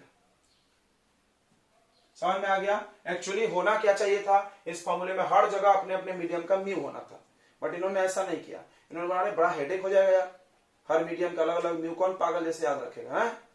तो अब बोला क्या किया, म्यू मत रखो, अब म्यू नॉट के साथ दूसरे मीडियम में जाओ तो क्या मल्टीप्लाई कर दो म्यू आर। अब चलो अब देखते हैं फोर्स बढ़ा है कि घटा है, अब इस रेशियो को ले लो, इसको भी स्टडी करेंगे। देखो तो F M upon F not equal to mu R, ये बात क्लियर हो गई। अब आप देखिए इसको इधर ले जाइए, तो force in any medium equal to mu R times of mu F M F not. अब देखो इलेक्ट्रिक चैप्टर में क्या था तो वो याद दिलाना, इलेक्ट्रिक में ऐसा था फोर्स इन एनी मीडियम, देखो वहीं से कनेक्ट करना आपको, ऐसा था, ऐसा मतलब हवा में जो फोर्स लग रहा था उसको रिलेटिव से डिवाइड कर रहे थे तो मीडियम वाला फोर्स लगा था तो कम हो गया था। ये इलेक्ट्रिक चैप्टर की याद दिला रहे हैं, थोड़ा याद होना चाहिए। अच्छा मैग्नेटिक चैप्टर में आओ तो ये देखो हवा में जो फोर्स लग रहा था उसको म्यू नॉट से क्या करना है मल्टीप्लाई, और सबको पता है मल्टीप्लाई करने से चीजें बढ़ जाती है। तो किसी भी दूसरे मीडियम में जो फोर्स लगेगा वो एयर से क्या लगेगा ज्यादा, ठीक है। और ये बात तुम बचपन से सुनते आ रहे हो कि एक सोलेनॉइड है उसके बीच में लोहा डाल देते हैं, क्या डाल देते हैं, क्योंकि लोहा डालने से मैग्नेटिक पावर बढ़ जाती है। ओ सही है। सबसे ज्यादा, अरे यार यहाँ म्यू आर होगा ना, सबसे ज्यादा म्यू आर आयरन का होता है, याद रखना। यानी कहीं पर हम लोहा घुसा दे तो मैग्नेटिक पावर फोर्स सबसे ज्यादा वो बढ़ा देगा। ठीक है, समझ में आ गया सबको ना क्यों लोहा डालते हैं हर जगह।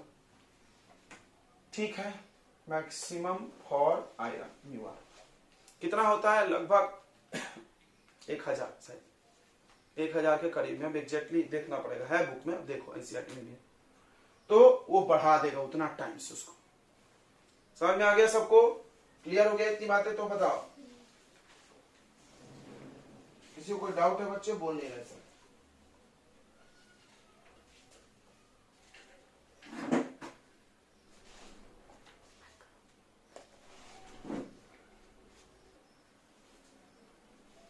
चलो तो यहां पर आप लिखेंगे रिलेटिव परमिएबिलिटी के दो डेफिनेशन, एक म्यू पे और एक फोर्स पे।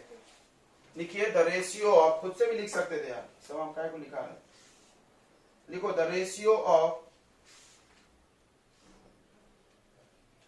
permeability, absolute permeability of any another medium, absolute permeability of any another medium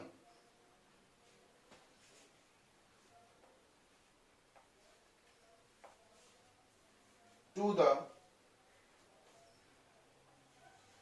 the absolute permeability of air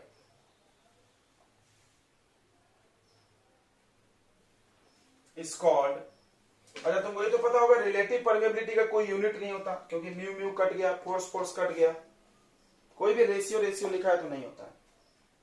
is called relative permeability. Next point में चाहो तो लिख सकते हो it has no unit, symbol mu R. अगला point में star लगा फिर से देखो, it is also defined as, it is also defined as the force, the ratio of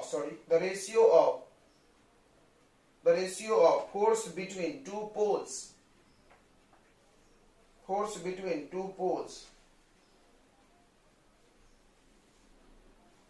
in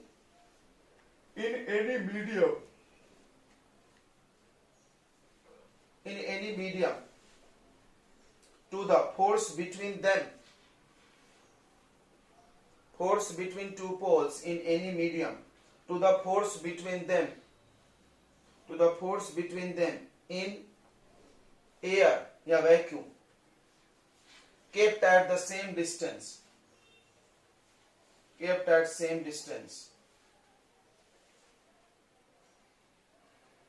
is called relative permeability।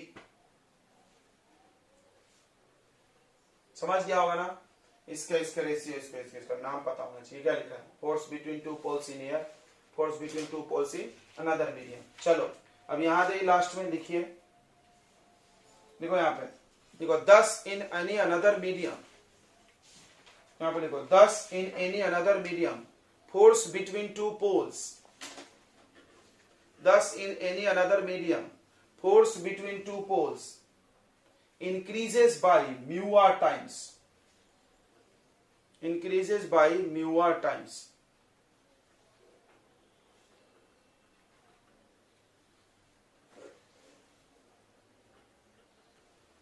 ये बात क्लियर हो गई? मैग्नेटिक पावर, फोर्स, ये सब दूसरे मीडियम में जाके बढ़ता है। ठीक है, क्लियर है? आगे बढ़ा जाए। ओके चलिए, तो ये भी बहुत जरूरी है सब पढ़ना। अब ये पुराने जितने फॉर्मूले थे सब में आप म्यू आर लगा सकते थे अनदर मीडियम में। सबको समझ में आ रहा है ना? ये इलेक्ट्रिक जैसा ही है पूरा, आप देख रहे होंगे। तो इलेक्ट्रिक में भी तो ऐसा ही किया गया था, सब याद करो, बस थोड़ा सा चीजें बदल गई है। वहां पर नीचे डिवाइड में होता था एप्सिलॉन नॉट, और यहाँ पे कहा है ऊपर, बस इसी का फायदा मिल रहा है, इसको बढ़ रहा है।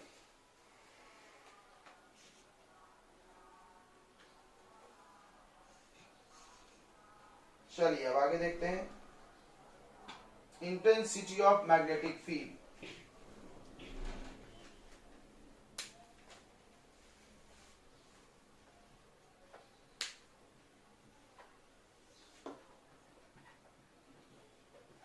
यानी बी। तुम बी को अभी तक सिर्फ मैग्नेटिक फील्ड बोलते आए थे, हम इंटेंसिटी लगा दिए, कोई प्रॉब्लम नहीं है। तुम याद करो ई को क्या बोलते थे, इलेक्ट्रिक फील्ड, या हम इंटेंसिटी ऑफ इलेक्ट्रिक फील्ड बोलते हैं। इंटेंसिटी मतलब तीव्रता, कितना तेज है वो, खींच सकता है, अट्रैक्ट, रिपेल, बराबर। ज्यादा अट्रैक्ट किया तो बहुत इंटेंसिटी है, कम अट्रैक्ट किया तो कम है, same. B is also called intensity of magnetic field, या अरे वही बात है, देखो मैग्नेटिक फील्ड और इंटेंसिटी, एक्चुअली ये इसका नाम असली यही है। क्यों? क्योंकि मैग्नेटिक फील्ड तो एक स्पेस का नाम होता है, इलाका। फील्ड यानी इलाका, मैग्नेट के चारों तरफ का इलाका जहां तक वो अट्रैक्ट करेगा, उस स्पेस को हम फील्ड बोलते हैं।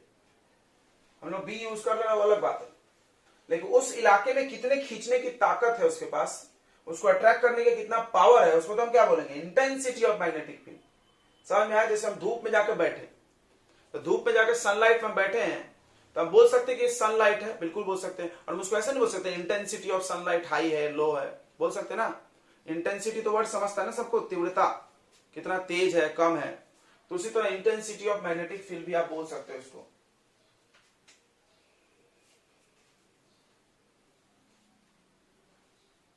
ठीक है,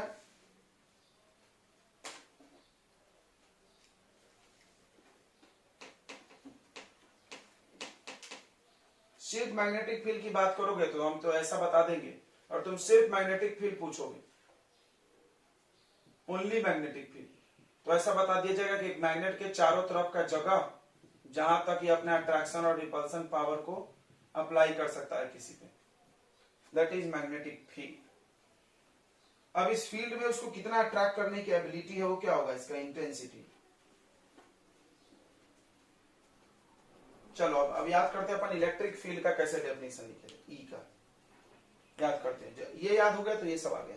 इलेक्ट्रिक फील्ड क्या था, तो पढ़ाया गया होगा कि द फोर्स अप्लाइड बाई, या द फोर्स, ये था ना formula, F by Q not था क्या भाई, एफ बाई क्यू नॉट था ना। इसको क्या पढ़ाया गया था, the force applied on a test charge, unit positive charge, test charge मतलब यूनिट पॉजिटिव चार्ज, यानी एक +1 कूलम का चार्ज डालो, इस पे जितना फोर्स लगा रहा है कोई दूसरा चार्ज, उसी को हम electric field of this charge बोलेंगे। फिर से यहां एक चार्ज बैठा है, पता करना है कि भाई कितना इलेक्ट्रिक फील्ड लगा रही है, ताकत, भाई इसकी ताकत पता कैसे चलेगी, आप जाओ तो पहले सामने, कितना जम से तुमको पजाता है पता चल जाएगी।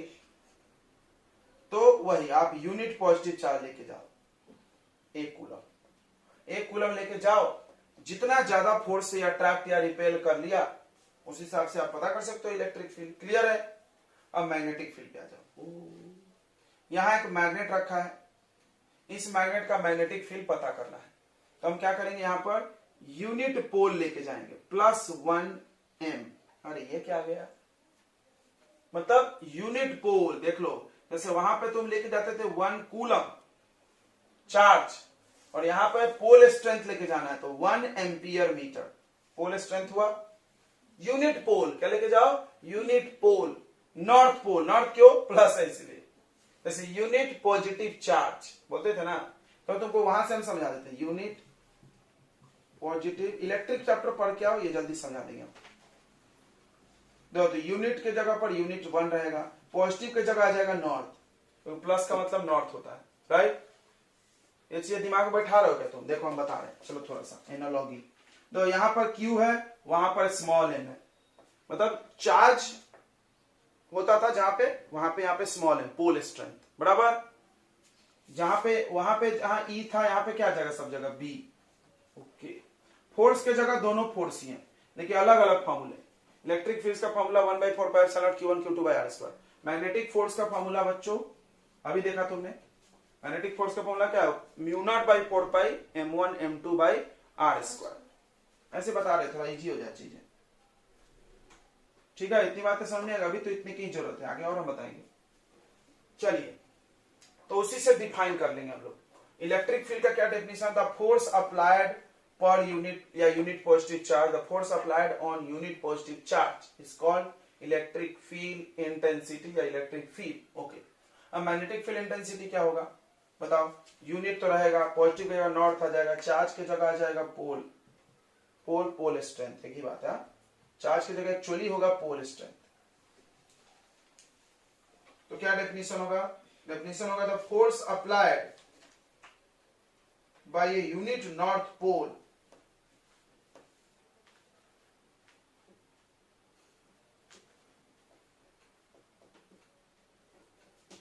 ठीक है, कोई मैग्नेट यूनिट नॉर्थ पोल पे +1m पे जितना फोर्स अप्लाई कर रहा है वो इस मैग्नेट का क्या बोला जाएगा? Magnetic field intensity. समझ लो, लिखते वक्त इंग्लिश में कुछ भी हो जाता, आ रहा तेरा समझ में आ गया।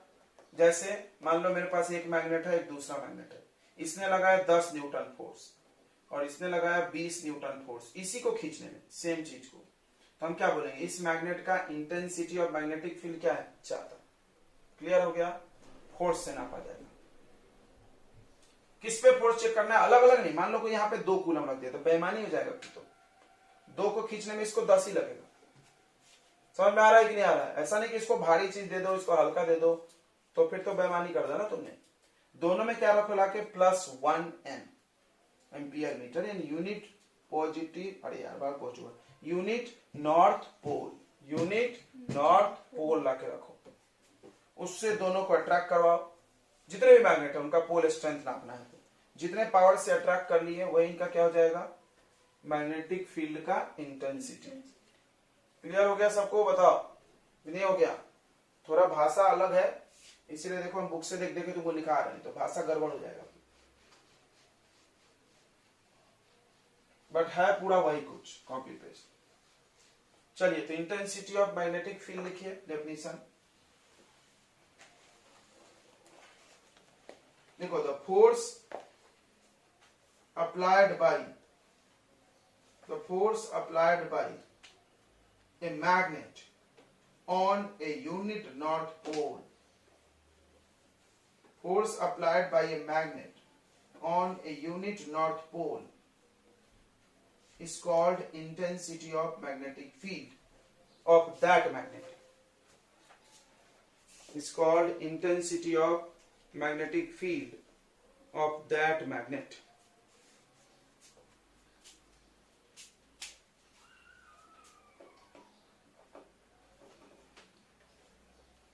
ठीक है, यानी देखो यहां भी डेफिनेशन हो गया ऐसा, देखो रे, B = F/m। और दादा सेम फोर्स फॉर्मूला छापे जा रहे हो सर, तो आप इलेक्ट्रिक फील्ड के फॉर्मूले पूरे आज पढ़ के आना, पक्का हम तुमको बोल रहे हैं, दिल से तुमको मजा आएगा। तो यही फॉर्मूला वहां भी था, E = F/q, और यहाँ पे क्या, वो देखो सिंबल्स लिखे, और यहाँ पे अगर B = F/m, चेक करो, ठीक है, सेम टू सेम। थोड़ी देर बाद तुम खुद ही बोलने लगो सर छोड़ दो हम कर लेंगे चैप्टर। स्कूल्स में कोई स्कूल में टीचर ये स्किप करके बोल देते बच्चे तुम सेल्फ स्टडी कर लो, कर सकते हैं, कोई प्रॉब्लम नहीं है। तुम देख लो, बस सिंबल्स बदलेगा, स्टोरी बदलेगा, बाकी कुछ भी चाहिए नहीं है, तो इजिली सब याद हो जाता है। तो देखो B = F/m, अब क्या डेफिनेशन लगाओगे? क्या डेफिनेशन बनाया हमने यहां से? देखो रे, मैग्नेटिक फील्ड इंटेंसिटी क्या है? Force applied by a magnet, magnet के द्वारा लगाया गया फोर्स, किस पे?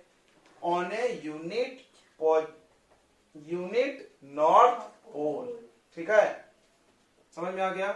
देखो यहां बता रहे, इफ यदि m का वैल्यू +1 एम्पियर मीटर हो गया, प्लस मतलब नॉर्थ, 1 मतलब यूनिट, ठीक है, देन मैग्नेटिक फील्ड किसके बराबर हो जाएगा? फोर्स के। यही डेफिनेशन लिखा है, क्या होता है? Force applied by a magnet. अब चाहो तो डायग्राम बना दो, इससे कुछ दूरी पर, r दूरी पर,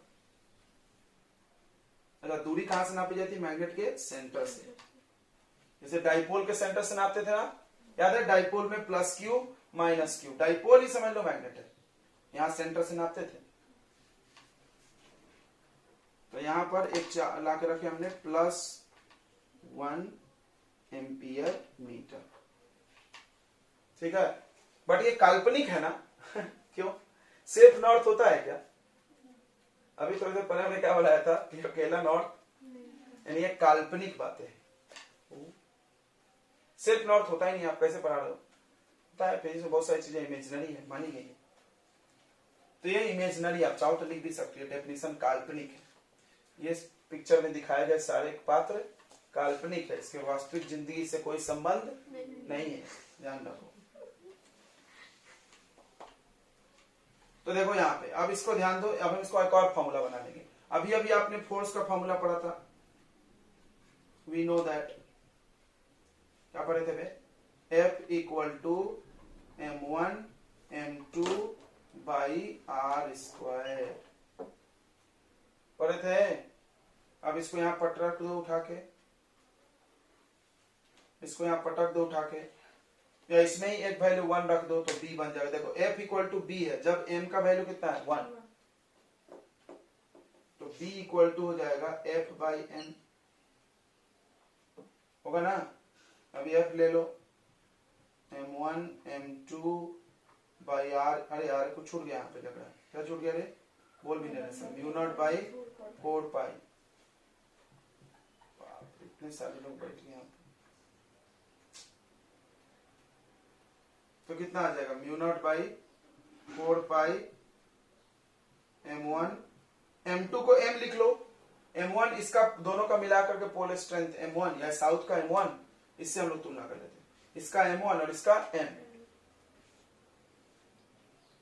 कोई दिक्कत नहीं है ना भाई, काटने के लिए कर रहे हैं वैसे। अपॉन में क्या आ गया m, m से m कट, तो b का फॉर्मूला क्या बन गया बताइए, mu not by 4 pi m1 by R square. Only m लिखो ना यार, काय को m1 लिख रहे हैं हम लोग। टेस्ला लिखो, यूनिट भी लिखते जाओ, न्यूटन पर एम्पियर पर मीटर। सुनो रे, तुम याद करो सब फॉर्मूले उधर का, थोड़ा सा हम बताते बच्चों, रिकैप हो जाए। देखो इलेक्ट्रोस्टैटिक में तुमने कूलम्स लॉ पढ़ा था,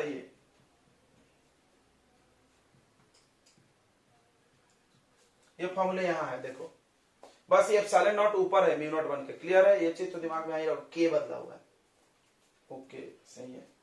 उसके बाद तुमने पढ़ा था इलेक्ट्रिक फील्ड, इलेक्ट्रिक फील्ड क्या पढ़े थे, इलेक्ट्रिक फील्ड पढ़े थे force by charge, test charge. Test charge किसको बोलते थे, एक कूलम चार्ज को, यहां पर भी रखा हुआ है। टेस्ट फील्ड बोल सकते हैं इसको, टेस्ट पोल, टेस्ट पोल क्या होगा, टेस्ट पोल जिसका पोल स्ट्रेंथ कितना है 1 + 1, ओके। उसके बाद तुमने पढ़ा था electric field due two point charge, याद है 1/4 पाई एप्सिलॉन, एक चार्ज खत्म हो जाता था इसमें से, फिर पोटेंशियल पढ़े थे, आर खत्म होता था, याद है, Q/r²। अब देखो मिलाओ, सेम है, तो ये एक मैग्नेट के चारों तरफ मैग्नेटिक फील्ड इंटेंसिटी है। बोलो इतनी बातें समझ में आ गई कि नहीं आ गई, आ गई सबको बातें।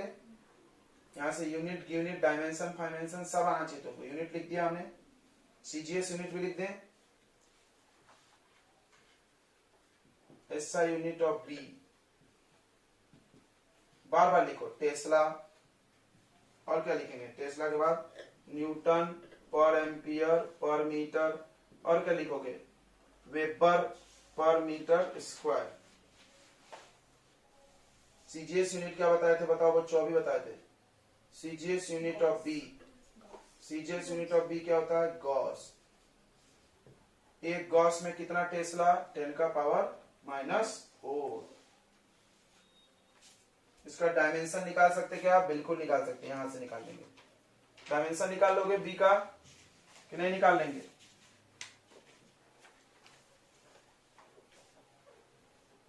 तो ये सब करने से क्या होता है, कुछ फायदा तो ज्यादा नहीं है, लेकिन फॉर्मूले से रिवाइज होते हैं। डायमेंशन ऑफ बी, तो डायमेंशन ये यूनिट से निकालो, देखो न्यूटन पर एम्पियर पर मीटर, इसका यूनिट है। न्यूटन के जगह लिखा जाता है mL/T-2, कोई भी जानता है।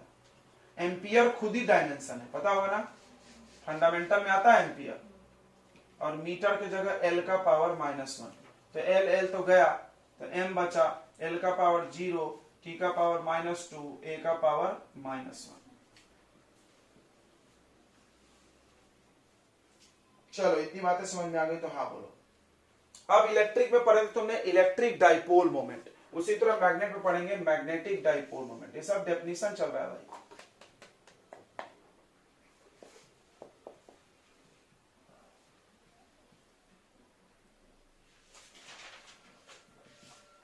मैग्नेटिक डाइपोल मोमेंट, ठीक है,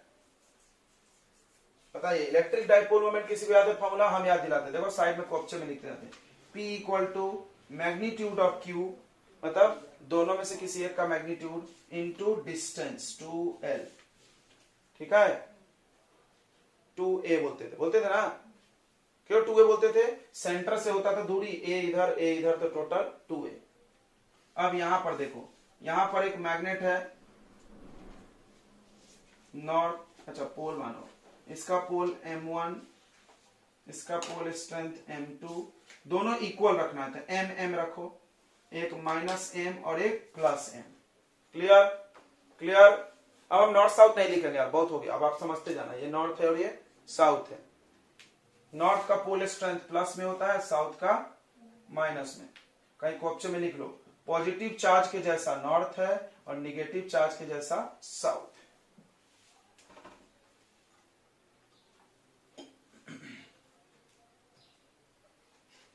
अब देखो इनके बीच का जो डिस्टेंस है उसको 2L माना गया, 2A नहीं।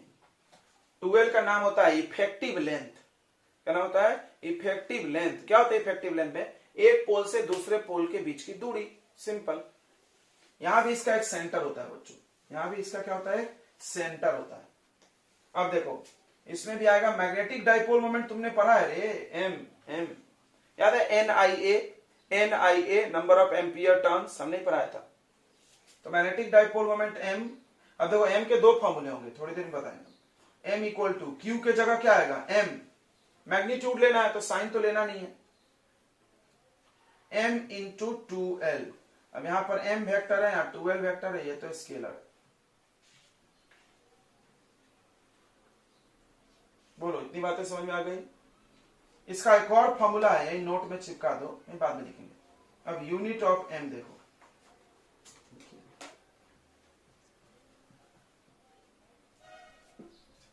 M को क्या बोलते हैं? Pole strength.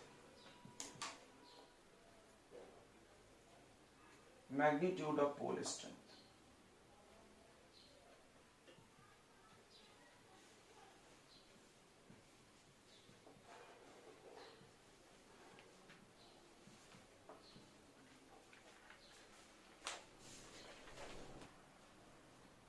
तो M जो है मैग्नीट्यूड ऑफ पोल स्ट्रेंथ है, साइन नहीं लेना है, दोनों इक्वल ही रहता है। अच्छा, उसके बाद 2L जो है इसको बोलते हैं हम लोग effective length.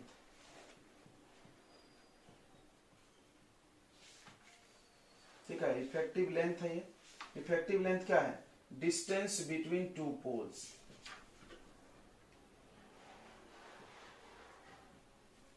Of a magnet. देखो एक ही मैग्नेट में नापना, ऐसा नहीं कि एक नॉर्थ इसका और पड़ोसी का साउथ। ठीक है, ये ध्यान रखना। तो अब इसका डेफिनेशन क्या? अच्छा, मैग्नेटिक डाइपोल हो गया, ये हो गया मैग्नेटिक डाइपोल। कोई पूछा क्या होता है मैग्नेटिक डाइपोल? कोई बोला भाग पगला, bar magnet is called magnetic dipole. Bar magnet को क्या बोलते हैं? Magnetic dipole. क्यों? बार मैग्नेट में दो पोल है, हो दोनों का ताकत सेम है, हो सब है ना। क्या को फालतू डेफिनेशन लिखे, जैसे वहां लिखे थे इलेक्ट्रिक डाइपोल में हम लोग two equal and opposite charges separated by small distance, लिख सकते हैं यहाँ, कोई प्रॉब्लम नहीं है। क्या को लिखेंगे? डायरेक्ट एक वर्ड में काम हो रहा ना। बाहर magnet is called magnetic dipole. Electric dipole क्या होता था? HCl, HF, HI, याद है? पोलर मॉलिक्यूल्स को बोलते थे इलेक्ट्रिक डाइपोल। ओके, तो अब इसका डेफिनेशन क्या होगा बताओ मैग्नेटिक डाइपोल मोमेंट का? द प्रोडक्ट ऑफ, लिख लेंगे, the product of pole strength, the product of magnitude of pole strength and effective length. लिख लो, द प्रोडक्ट ऑफ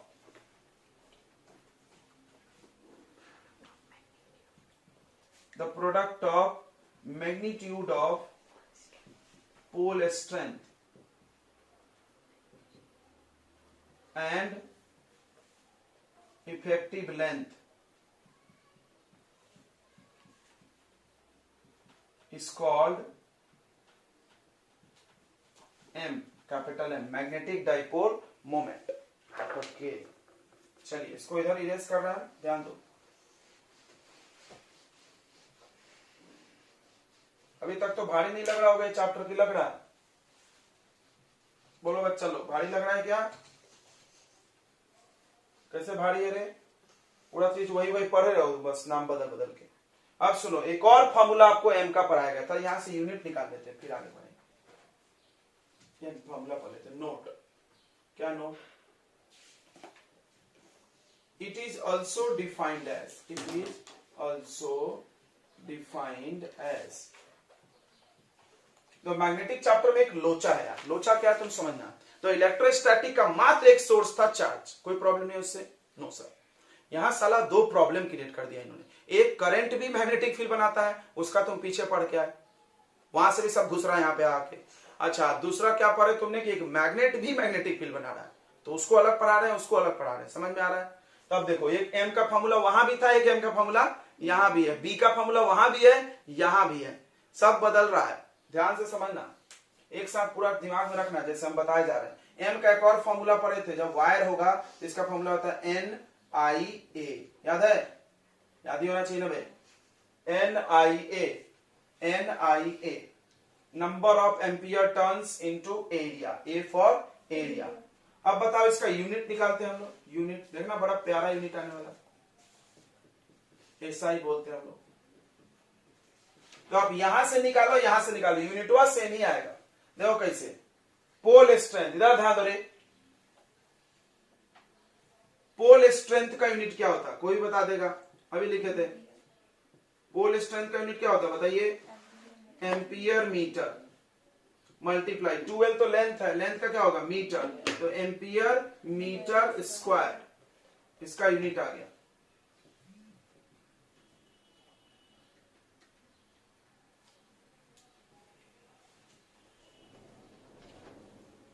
चलो अब यहां से चेक करो, एन का कोई यूनिट नहीं होगा, नंबर ऑफ टर्न्स है, एम्पियर आई का, और एरिया का क्या होगा? Metre square. सेम आया कि नहीं आया?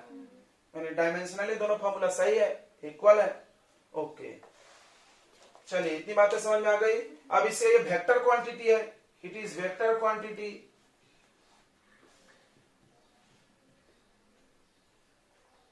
याद करो तुम कि P का डायरेक्शन किधर होता था, किसको याद है? P electric dipole moment, plus से माइनस की माइनस से प्लस, किसी को याद है? गलत, माइनस से प्लस, गुड, माइनस से प्लस। साकड़े तो टेस्ट देने क्यों नहीं आया था? हाँ, बोल नहीं रहा है लड़का।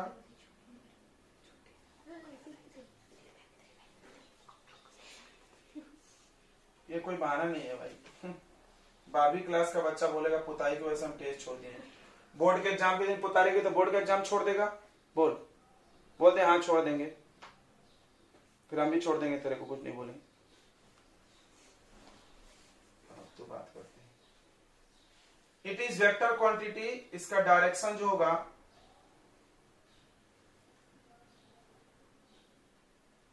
कैपिटल एम जो होगा वो साउथ से नॉर्थ की तरफ होता है, ठीक है? मतलब साउथ मतलब माइनस क्यू है, पता है ना हमें, और नॉर्थ मतलब same to same, minus Q से प्लस क्यू, तो यहां साउथ से नॉर्थ होता था। आप डायमेंशन भी चाहो तो निकाल लो, कोई मतलब नहीं, क्यों? आसान है ना। एम्पियर का डायमेंशन एम्पियर और मीटर का लेंथ L2 हो गया M0। चलिए, तो मैग्नेटिक डाइपोल मोमेंट आपको समझ में आ गया होगा।